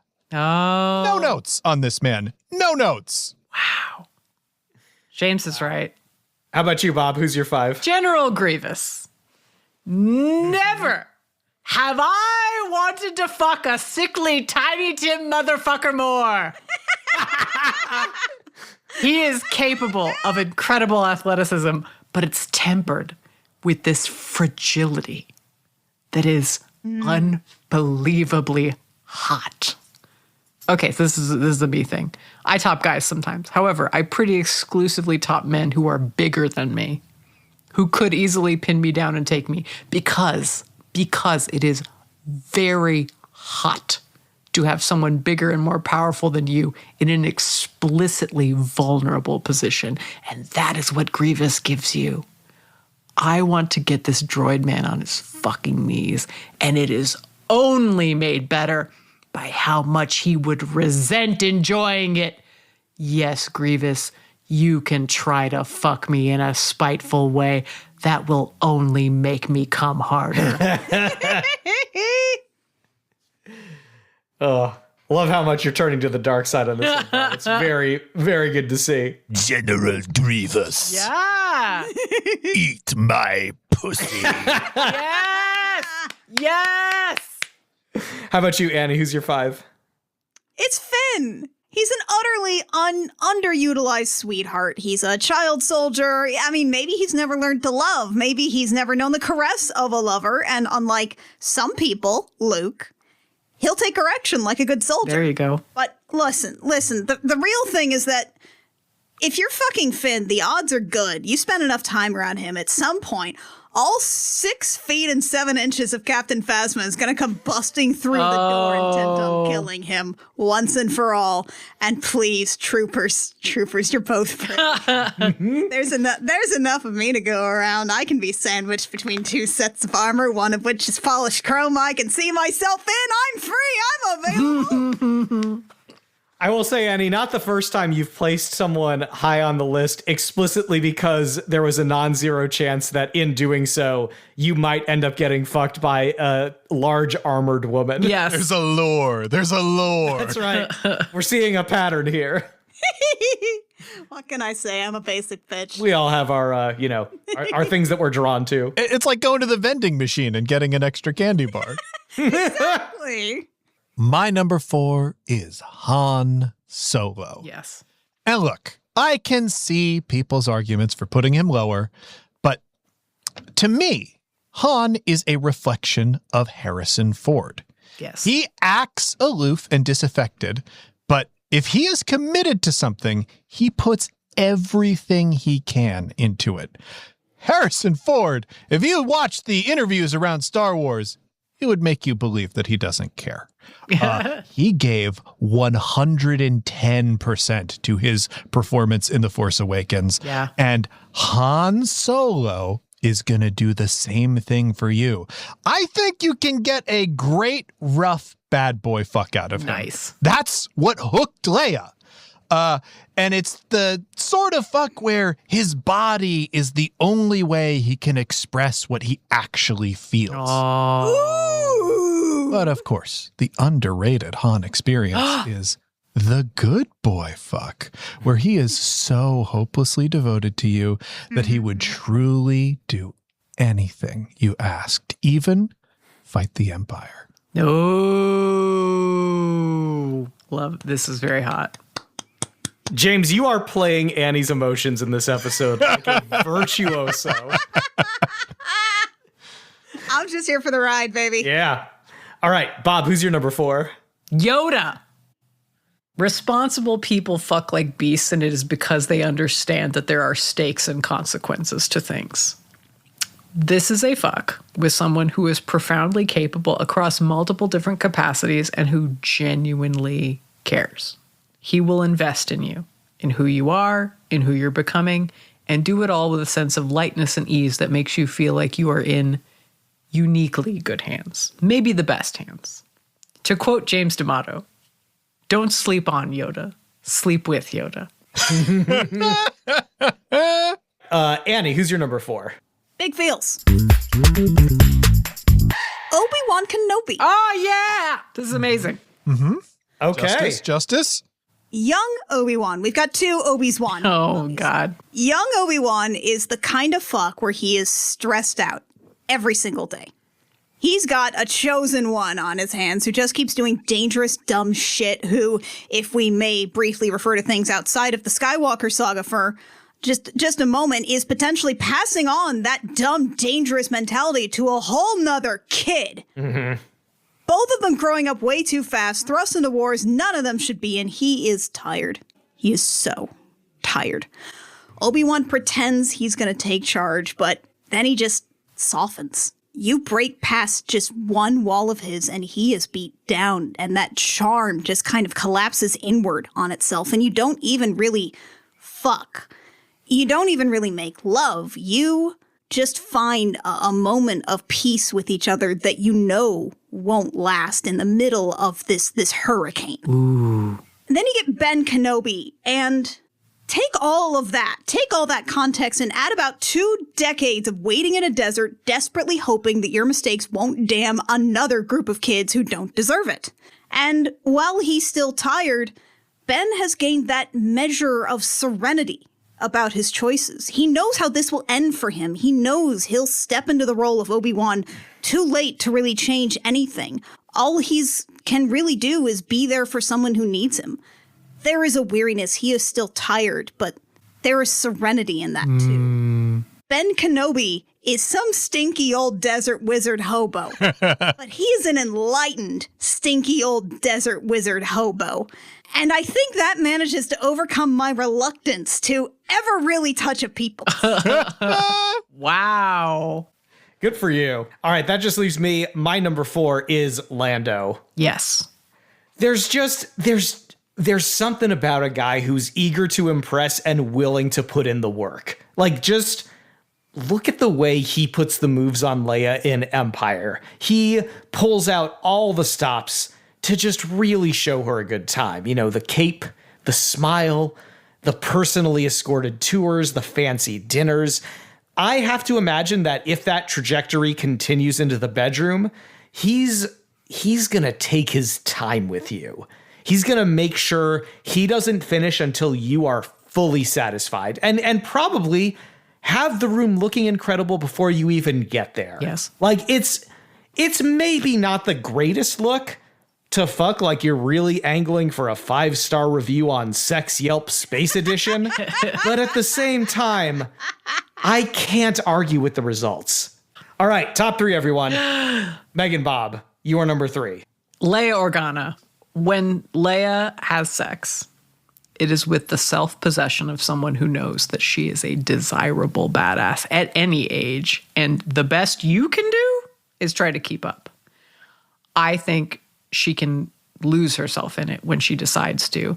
And I think Han was one of those people for her, because I do not get the sense that there was ever a, are we ready to have kids conversation? Sometimes the chemistry is so hot that it's instant raw dogging, whether that's a good idea or not. And Leia is the kind of person to embrace it, which is such a hotter thing about her than that gold bikini thing will ever be. Yes. You are 100% right. Annie, who's your number 3? It's also Leia Organa. Yes. I've been at least a little bit in love with Leia Organa since I realized she was code switching in New Hope. Like since she went from the proper transatlantic accent, I recognized your foul stench, to, will somebody get this big walking carpet out of my way? Yeah. That is the beautiful duality of Leia Organa. This is a boss-ass bitch who doesn't even need the Force, even if she can use it. She is in command, she's in control, she's totally focused, and yet despite all of that, she's still vulnerable when it comes to making time for herself and making time for what she needs and what she wants. You'd think that would make her the kind of woman who needs to relax and let somebody else be in control in the bedroom, but I'm just not convinced that's Leia Organa. I think she's the kind of person who always needs it to be at least a little bit of a competition. It's just that sometimes she's content to let you win. Oof, yeah. And I'm usually happy to lose that kind of thing, but God, I will fight for every victory she'll grant me. My number 3 is a big feat. And it's Yoda. Yes. Okay, here we go. The one thing I wasn't expecting when I took home this 900-year-old frog muppet was an extremely vanilla sexual encounter. And yet, that's what I got. It was fine.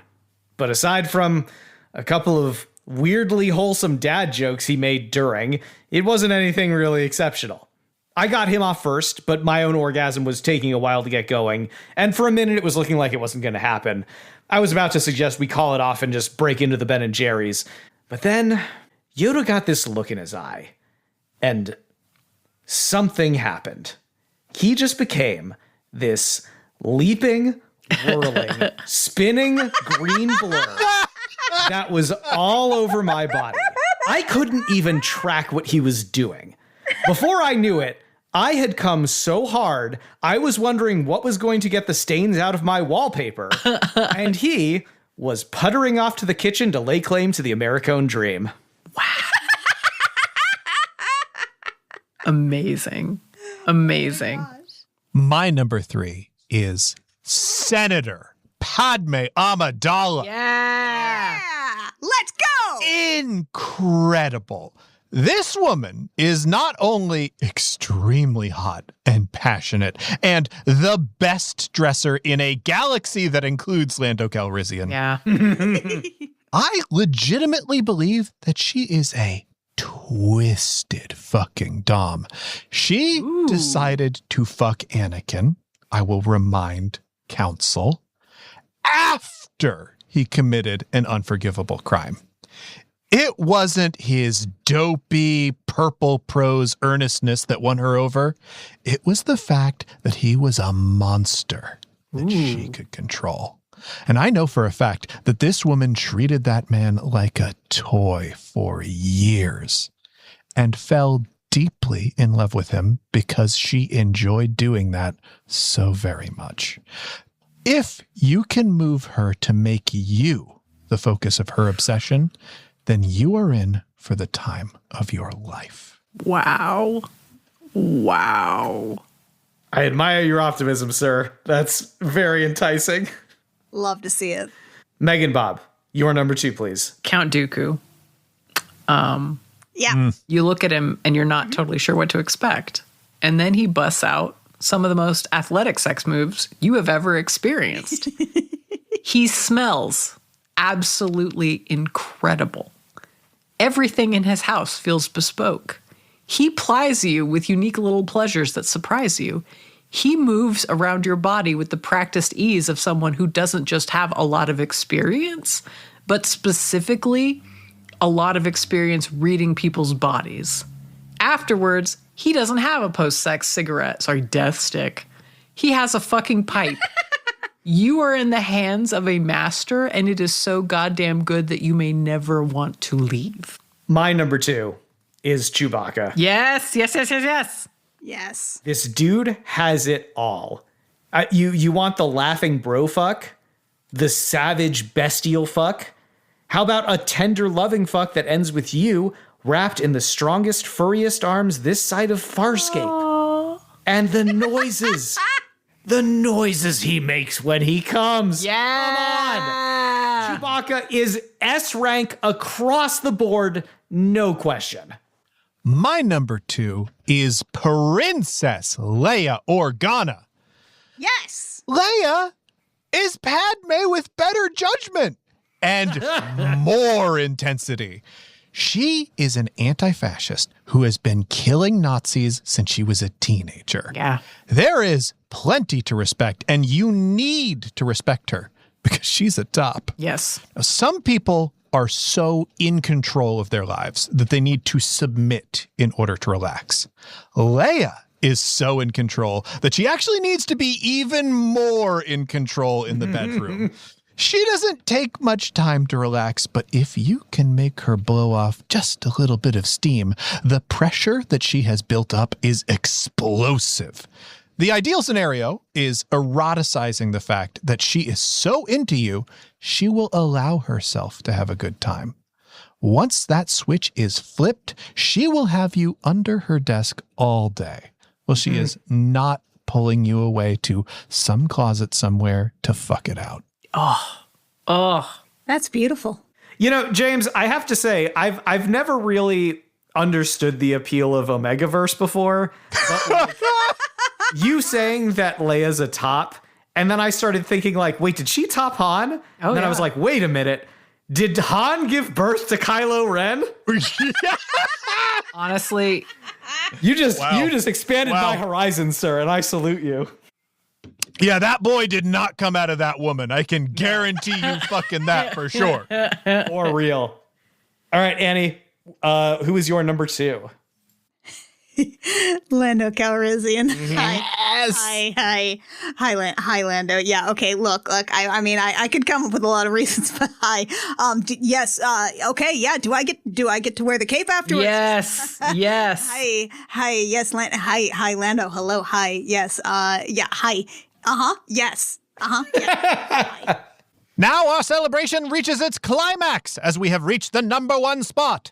The characters sure to make us gnoop that dock, so we fling MeganBob, please start us off. Thank you for letting me go first because big feels. It is Lando Calrissian. Yeah. Okay, so I fucked a man once who, after sex that melted my brain, got up and without any prompting started washing my sex toys. Because they needed to be washed. And I was not in a fit state to walk, let alone complete a basic task. He did not ask if I wanted him to. He just did it. Because it needed to be done. Damn. And for whatever reason, he did not feel like it was something I needed to bother myself with whenever he could easily do it for me. He didn't ask for acknowledgement or mention it either. And this was after a date that I can only describe as carefully tailor-made around my every whim on the night. Lando Calrissian is absolutely that kind of fuck. He will wipe you with a warm washcloth after because why should you have to do it? He already has dessert waiting downstairs and it's something he knows you wanted to try. And he has no expectation that you'll particularly enjoy it either. It's just enough that you wanted to try it. Your whims are enough. There are fucks where the experience itself is luxurious.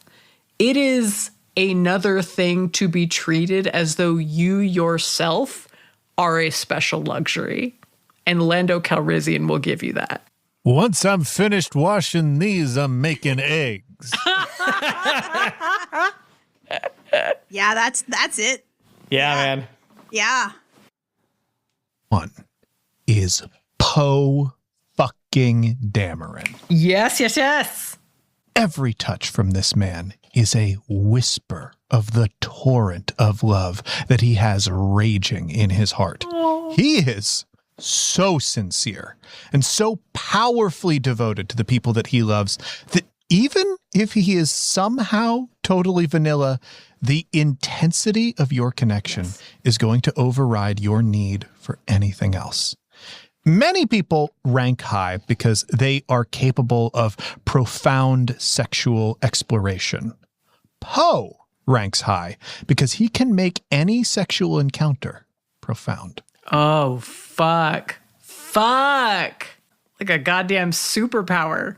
I was not expecting to get this sweaty about this episode. I'm going to be honest. All right. I was in the middle of this when I realized how high ranking Star Wars is as a universe. Oh, yeah. And it's We'll get shocking to me. We'll get into it. All right, Annie, you're number one. Oh, it's Han Solo. Yeah. It's Han Yeah, of Solo. course. I just look. Okay, look. Yes, exactly. Of course. Look, young Harrison Ford is one of the finest men to ever live. Mm-hmm. That is just an inarguable fact. Have you seen him? Yeah. With his hair mussed and his shirt open and his hairy chest on display. Okay. Second of all, Han Solo is like the perfect romance love interest. Yeah. And he comes into it almost like accidentally. It definitely wasn't what they were intending to write with his character, but he is exactly the romance novel love interest. He's a rake. He's a little dangerous. He's a lot dangerous. He's scruffy. He's a scoundrel. He gives you a thrill when he smolders at you in an almost predatory way. And also, just to temper all that just a little bit, he's kind of a fucking disaster. Yes. And he's also a decent man. He is perfectly content to wait for you to ask for what you want, to an almost infuriating degree. He'll tell you but what you both know what you want. Like, there are no secrets. He knows exactly what you want, and you know exactly what you want, but he respects you, and he will not push you beyond your limits. He's just sitting there, consumed with lust, waiting for you to break. Wow. And when you do finally break, when you ask him for what you want, he will give it to you without hesitation. And yet, with all of that, he loves it when you push back. He's this self-assured space rake, but he's also head over heels for anyone assertive enough not to take his shit.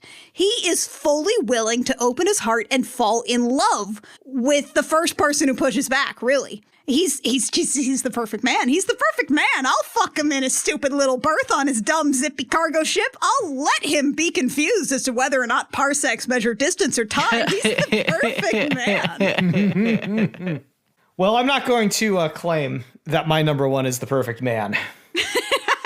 But he's my number one nonetheless. My number one is Emperor Palpatine. Oh, fuck. Oh What my the God. fuck? Oh my God. What the Let's fuck? go. Let's go. God damn, Dan. This man is a planner. He has a small coterie of Darth fuckboys. Yep. He will send after you one by one to fuck you in preparation for what he's planning to do to you. Wow. He's got an entire vision board built around seducing you, has bent the resources of thousands of Imperial planets toward constructing an orbital sex palace that he calls the Little Death Star. Oh. The entire 9-movie Skywalker Saga is about this man fucking an entire galaxy. If he is into you, you are in for an experience that could shift the gravity of star systems. Yeah.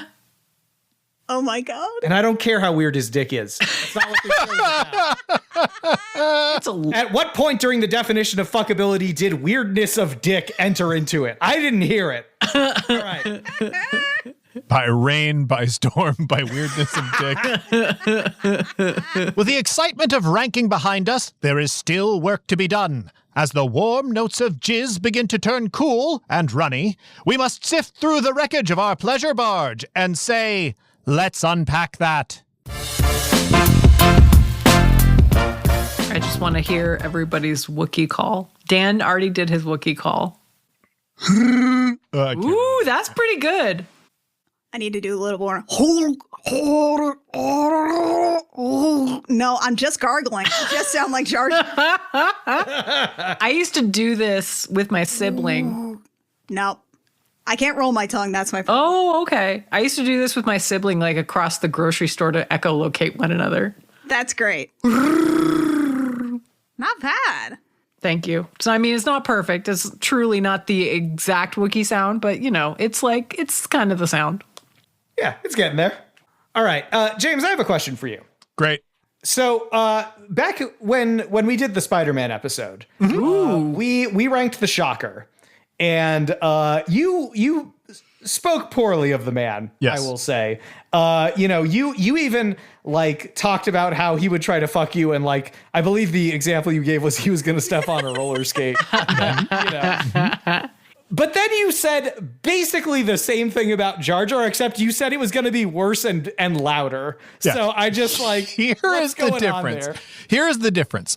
The Shocker like fucks up is a fuck up who fails. No. And Jar Jar is a fuck up who fails forward. This is true. Right. This is true. So it's kind of like what was his name? Kung Fooey? Is that the Hong Kong character's Phooey. name? Oh, Hong Kong Ranked on the Phooey. Hannah- Hong Kong Phooey, Hong Mr. Kong Magoo Yeah. is another great example. Yeah. We talked about Hong Kong Phooey in the Hanna-Barbera episode. And yeah, I remember we all kind of came to the conclusion that he was going to trip his way into giving you the most intense orgasm you've ever had. So. Yeah, and with and this is actually like an archetype, much in the same ways that peepums is an archetype that this show has like unearthed.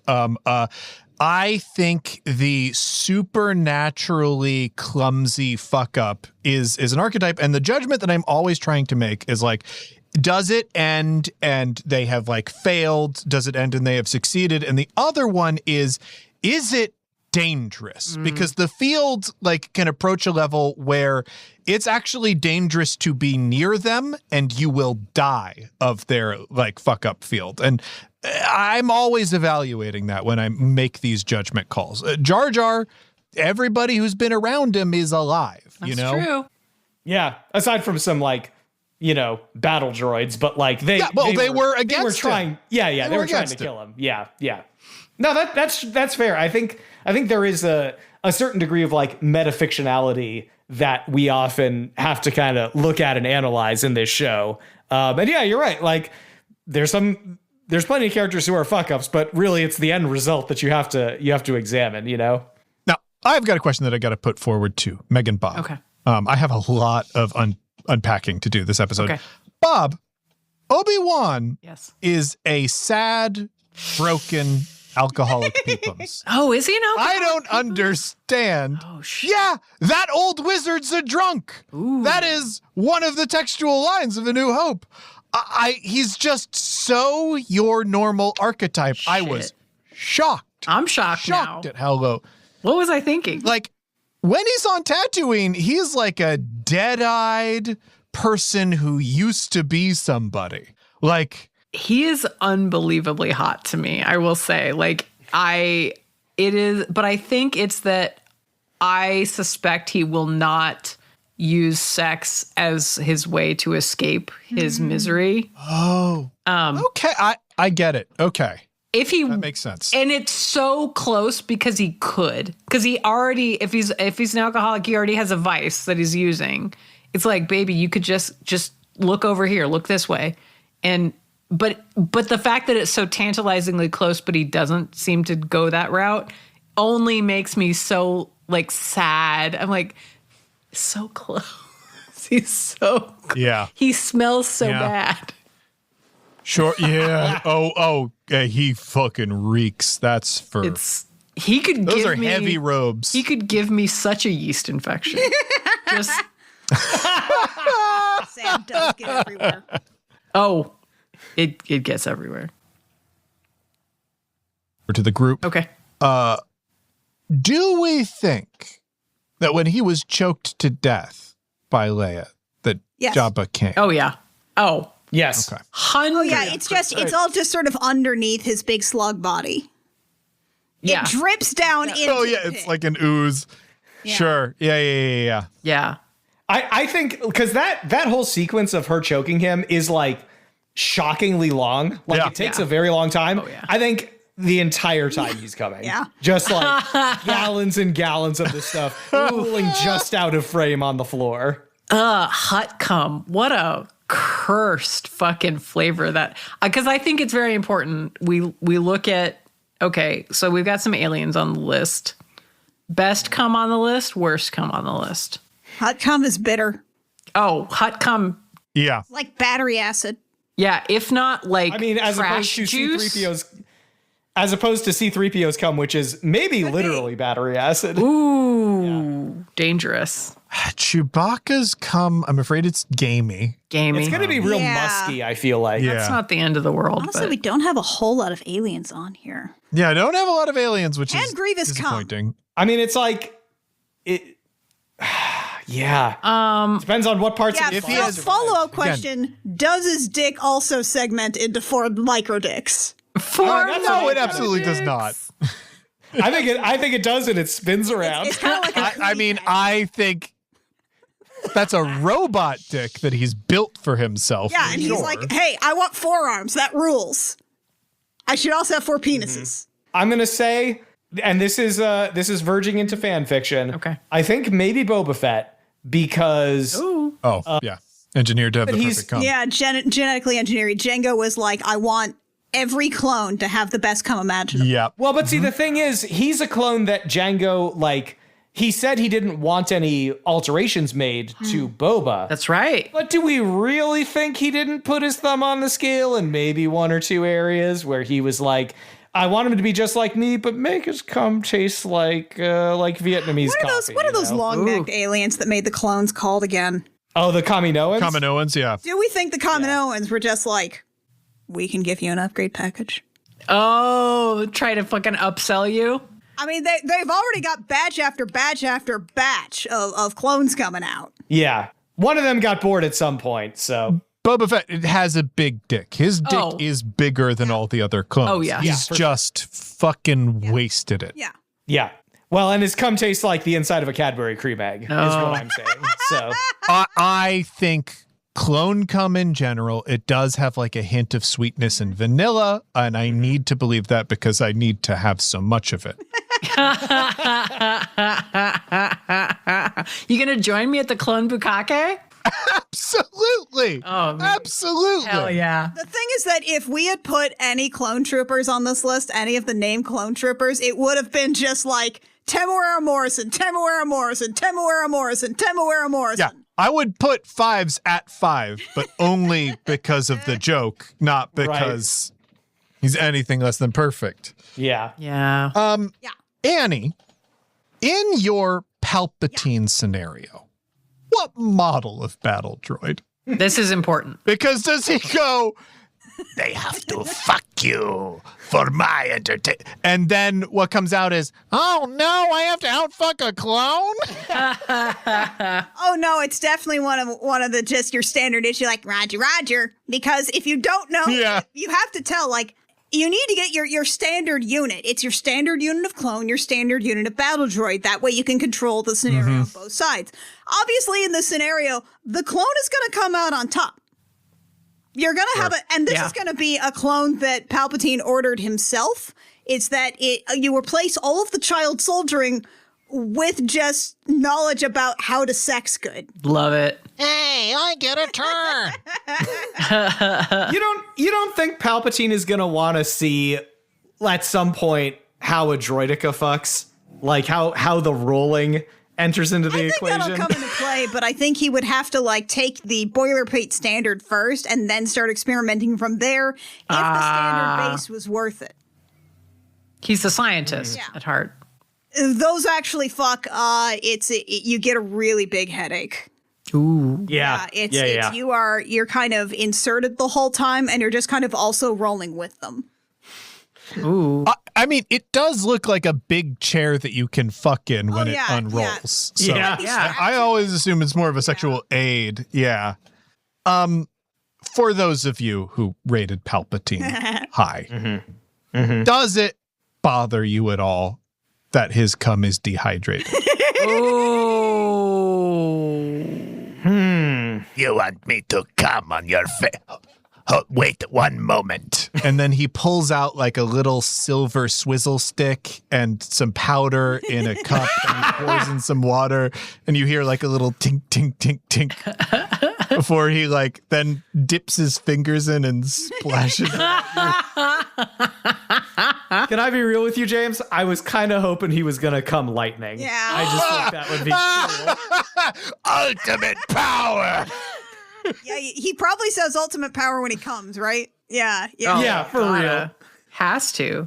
I am curious if it seemed like the general consensus was you consider Anakin Skywalker as Anakin Skywalker the entire time. Do you consider Darth Vader a separate element, and does that affect any of your rankings? Do you assume that it is just still Anakin in there the whole time? I would. I guess the personality traits that make him Anakin Skywalker translate also to Vader. Like he's not more well adjusted in most senses. Like he's a little bit more.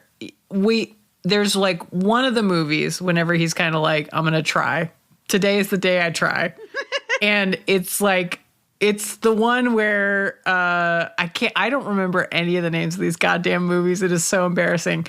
It's number 3. Number 3, whenever he chucks Sheev, there we go. Chucks Sheev into the thing. And that is him kind of being like, all right, I have grown as a person. I'm rejecting this. The rest of the time, he's going to be like, I'm upset. Let me throw a fit like a little baby. Mm-hmm. But that's Kylo Ren. You're describing Kylo Ren. That's how he throws a fit. My problem with Vader is that I think he is asexual. I think when he is Vader, he is a being because the parts that produce whatever chemicals that make you care about that stuff have burnt up to little crisps. It's not part of the equation. The only thing that he knows is mad and pain. Yeah. Actually, does Vader have a dick? Does his dick? No, he was like on the ground on the lava, like dick down. On yeah, that he was lava. lying face down. Yeah. Yeah, I mean, and Vader's very hot. Like, Vader is super sexy and hot. I just don't think it means anything to Vader, probably. Yeah, I mean, I will say, in terms of his ability to please you sexually, he is obviously able to use the Force in such a way that he can manipulate tiny parts of the human body. You know, he has exercised it in one particular direction, but I feel like, the skill set is there if he decided to use it in a slightly different way. And I guess according to the premise of the show, like if you've become the intellectual fascination of Vader, like that's the thing. For him, it's not a sexual thing. Yeah. That it would have to be whatever intellectually he's getting out of sexually dominating you. It's too many hoops, I think, for me to jump into like convince myself that he's going to fuck it all. I guess where I come in is that I mostly think, given the chance, I think Darth Vader would hate fuck Anakin Skywalker to death. Oh. Now that's interesting. I like this. That's interesting. This is some hot self-sex. He hates Anakin Skywalker more than anything in the world. Wow. He betrayed and hate fucked your father to death. That's detail I didn't need. It was weirdly beautiful, almost loving. All right, have we unpacked everything that is that needs an unpacking? I did, because Star Wars was a huge part of my life at one point, attend a museum showing of the costuming of Star Wars. Oh, fuck yeah. One of the... Oh, yeah, they had that at the Mopop. Yeah. 30% by volume, Natalie Portman. Yeah. Padme Amidala. Yeah. Because she wore a new costume every scene that she was in. All of the placards for all of them were weird. They got weirdly intense about a very young Natalie Portman. It was a weird energy. But the thing that you learn if you go to that exhibit, if you look at the Palpatine stuff, is that all of his outfits were to make him look like a big snake. Do we think there is any sort of sexual, furry... Does he dress up as a big snake in the bedroom? Maybe. It's funny because the snake fuck is usually so closely associated with Ka the Snake from the Jungle Book, so you got the hypnosis and constriction angle. Yeah. But but Force lightning doesn't really come into it at all. You don't want Force lightning in the bedroom. I have to put my foot down here. Part of Force lightning, and so this bad. is, EU stuff. It's not even that it hurts bad. It infuses depression into your body. It gives you the emotional sensation of depression Awful. while it's happening. So it's not sexually useful. Oof. That's rough. Can he use the Force to make you think that his dick is a snake? That's it. Certainly he could. That's it. Yeah. His weird dick has a cobra hood and his face. Yeah.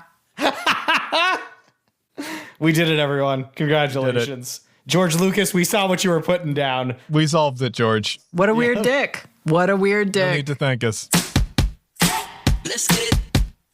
At the bottom of our list, our number 21 is the universe's ultimate sad boy, Kylo Ren. There we go. That is exactly where he should go. Nice. Deserved. Earned. At number 20 is Jabba the Hutt. Correct. Number 19 is C-3PO. Number 18 is Boba Fett. Okay. Yeah. Appropriate. Number 17, just barely in the bottom 5, is Jar Jar Binks. Amazing. Amazing. And I'm partially responsible for that. I'll own up to it. Tied for number 16 are Luke and Anakin That's Skywalker. hilarious. Wow. What the fuck? Oh, like father, like son. Yep, like father, like son, only barely more fuckable than Jar Jar. At number 14, we have Emperor Palpatine, old Sheev himself. Sheep. Number 13 is Obi-Wan Kenobi. All right. Number 12 is Rey. Okay. Number 11 is Finn.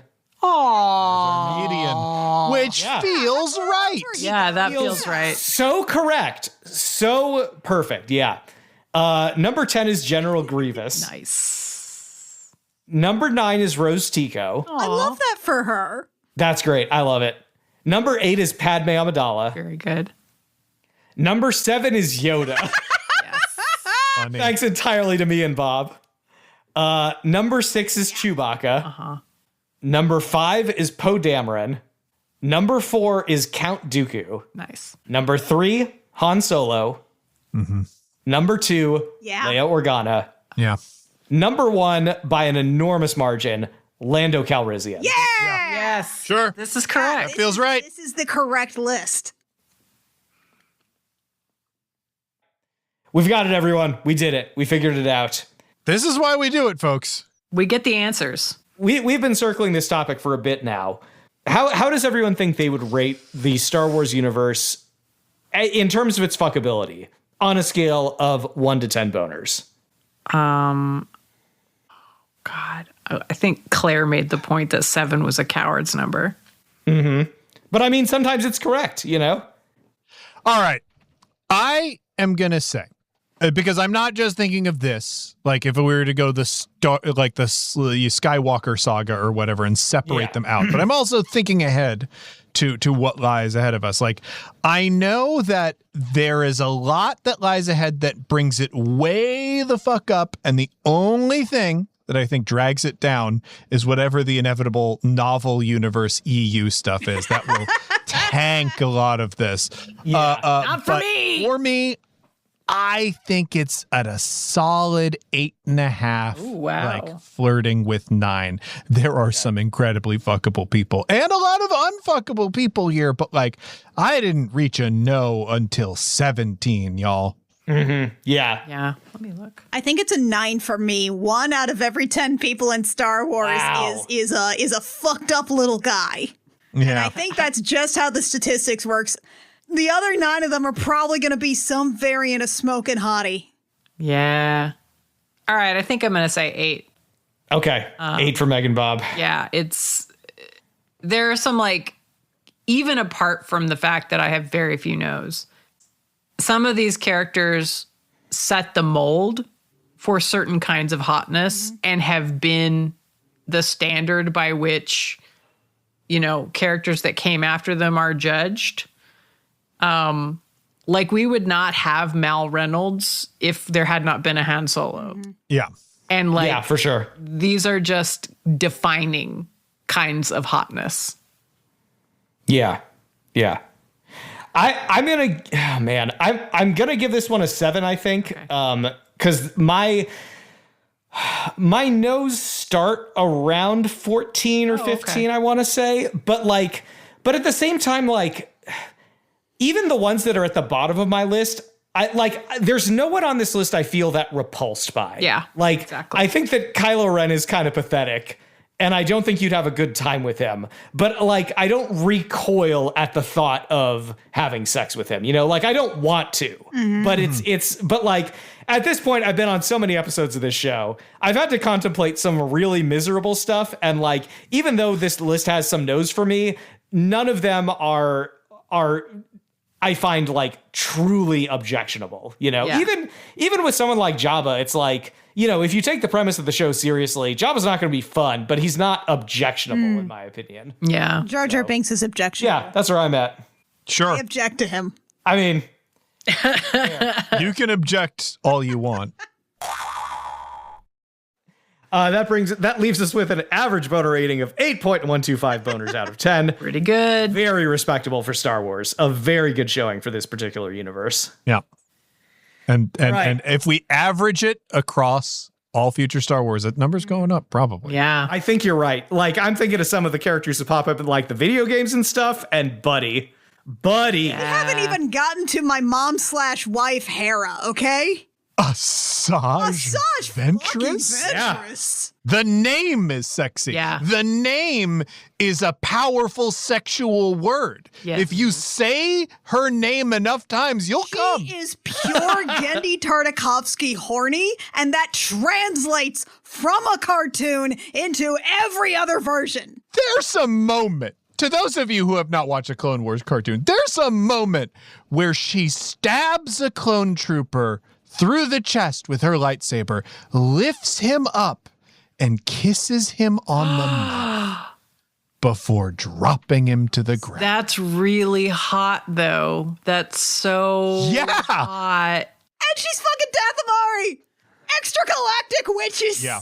Anyway, we can't get into this now. We're going to do another Star Wars episode, probably like 5 more Star Wars Yes. episodes if we're being honest with ourselves. Yeah. In the meantime, let's ask ourselves instead, what did we learn here today?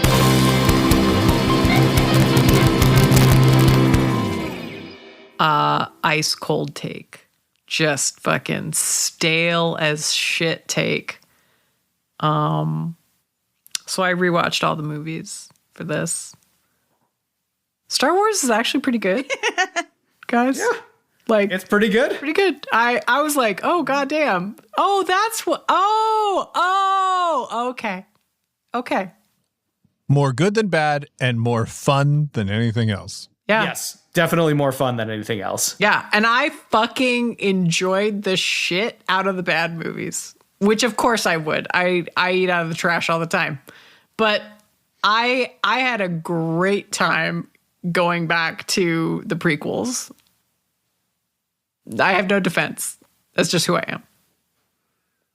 I would say I not so much learned something, but I did reinforce something very powerful for me, which is I've grown up on Star Wars. I love Star Wars. I've always loved Star Wars. But like around the time of Last Jedi, I stopped talking about Star Wars anywhere, especially online.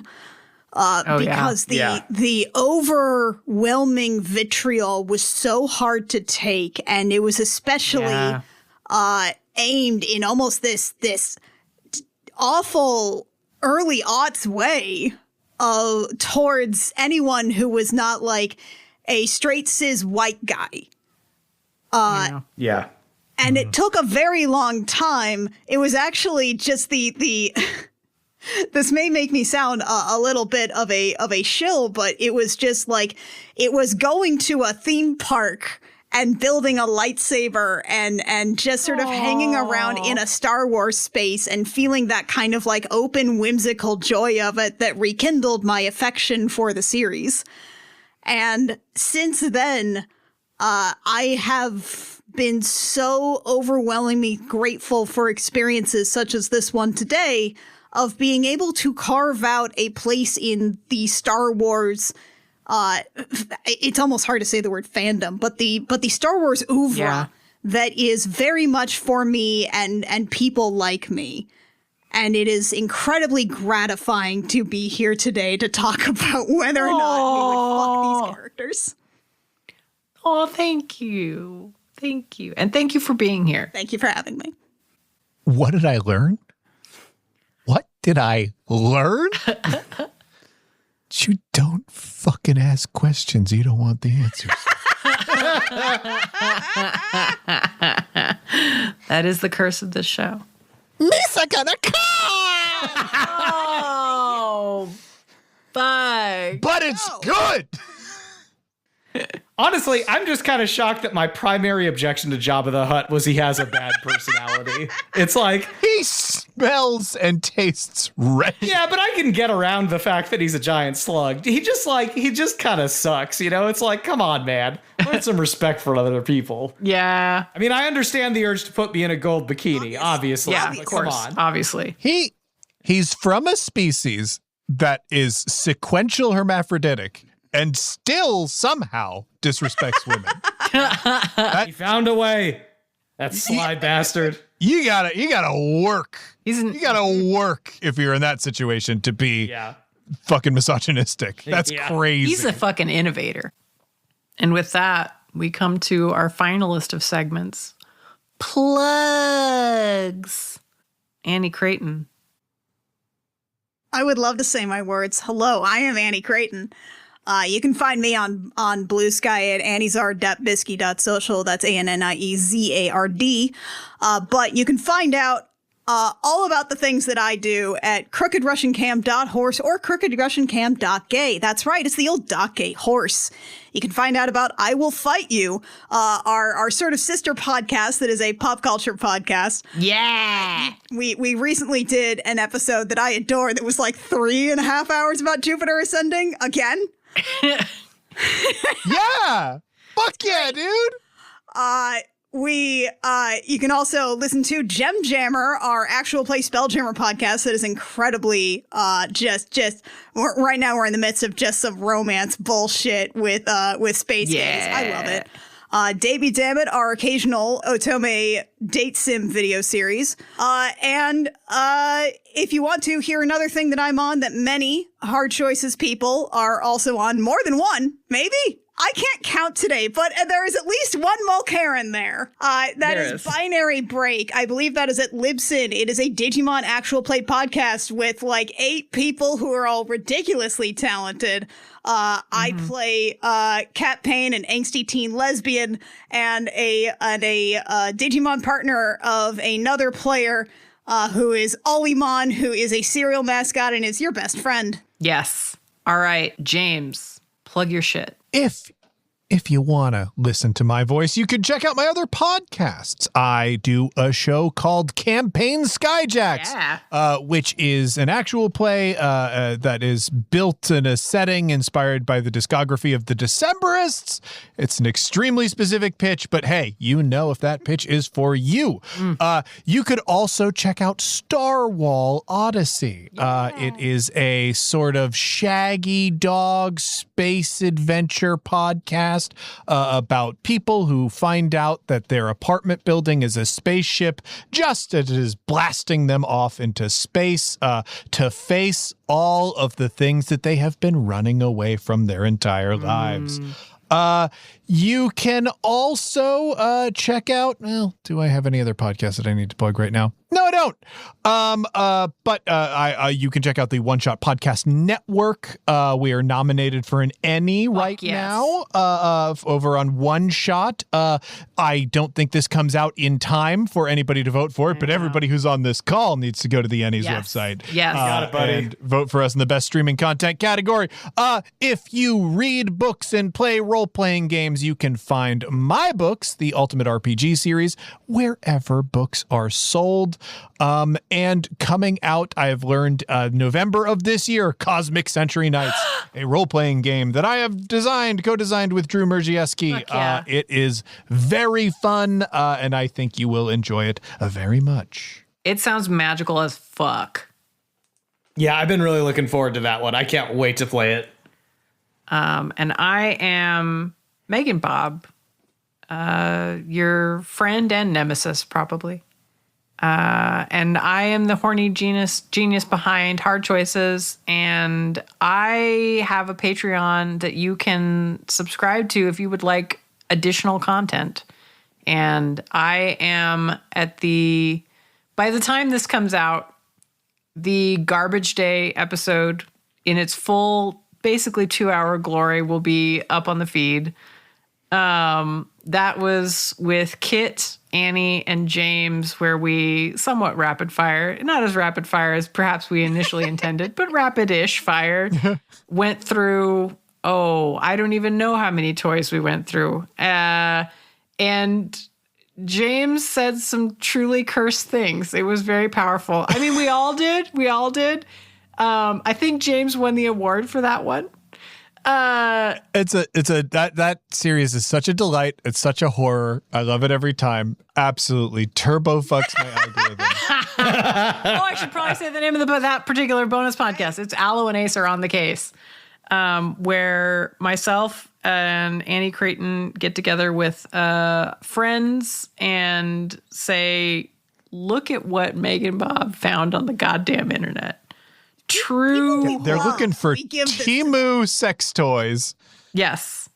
And, I want to show you things that you cannot see in any other way.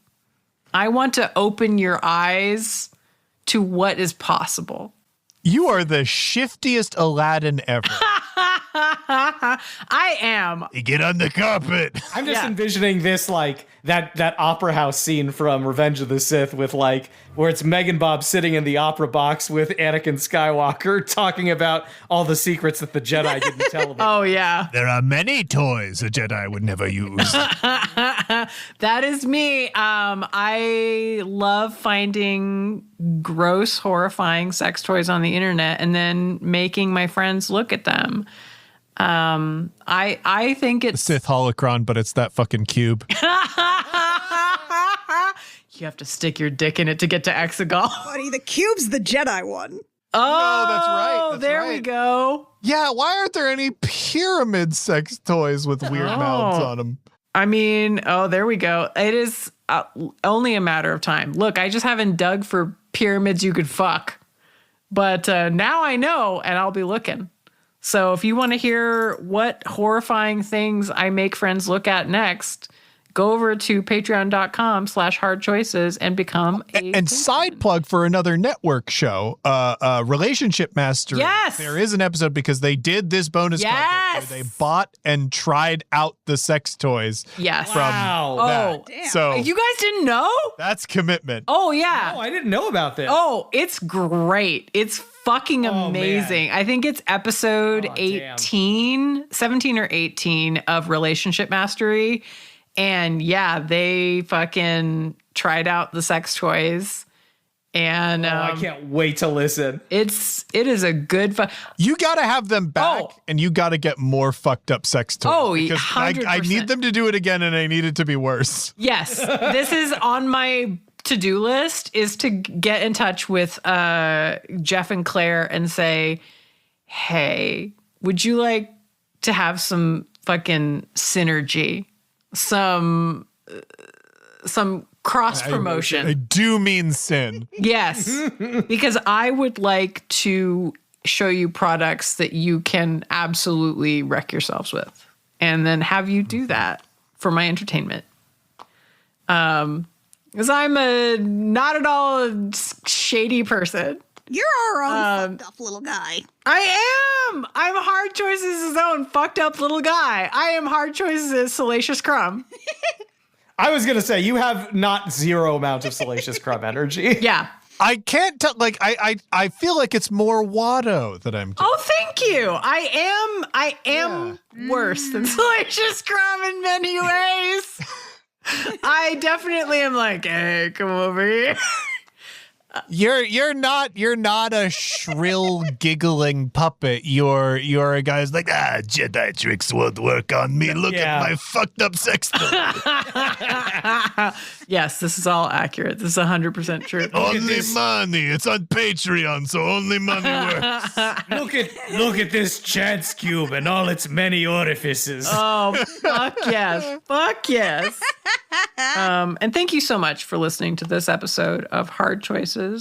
It is the first of a series of Star Wars episodes. When the next ones come out, I don't know, because I don't want to do like nothing but Star Wars in a row, because people do like other things as well.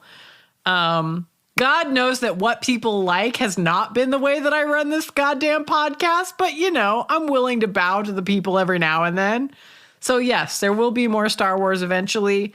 But as for what we're doing next month, fucking come back and find out. And until then, stay hard!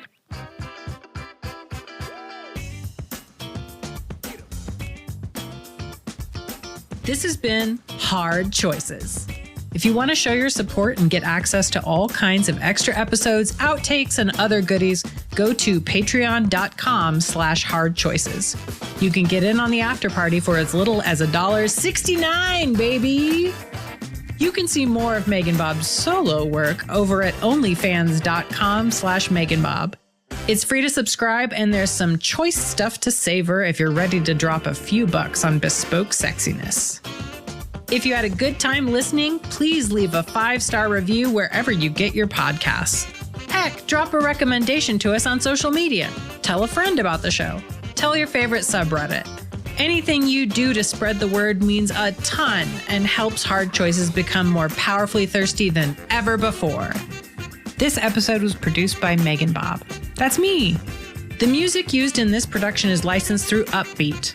You can find details in our show notes and hear lots of great tunes at uppbeat.io, spelled UPPBEAT.io.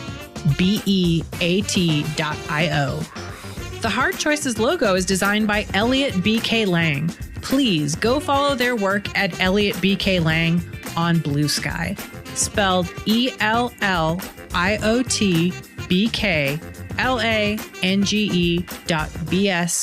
ELLIOTBKLANGE.BSKY.social. Their art is so cute. If you'd like to get into touch with us, email hardchoicespod@gmail.com and say, hey. Thank you so much for listening and hanging out with us. You're a peach.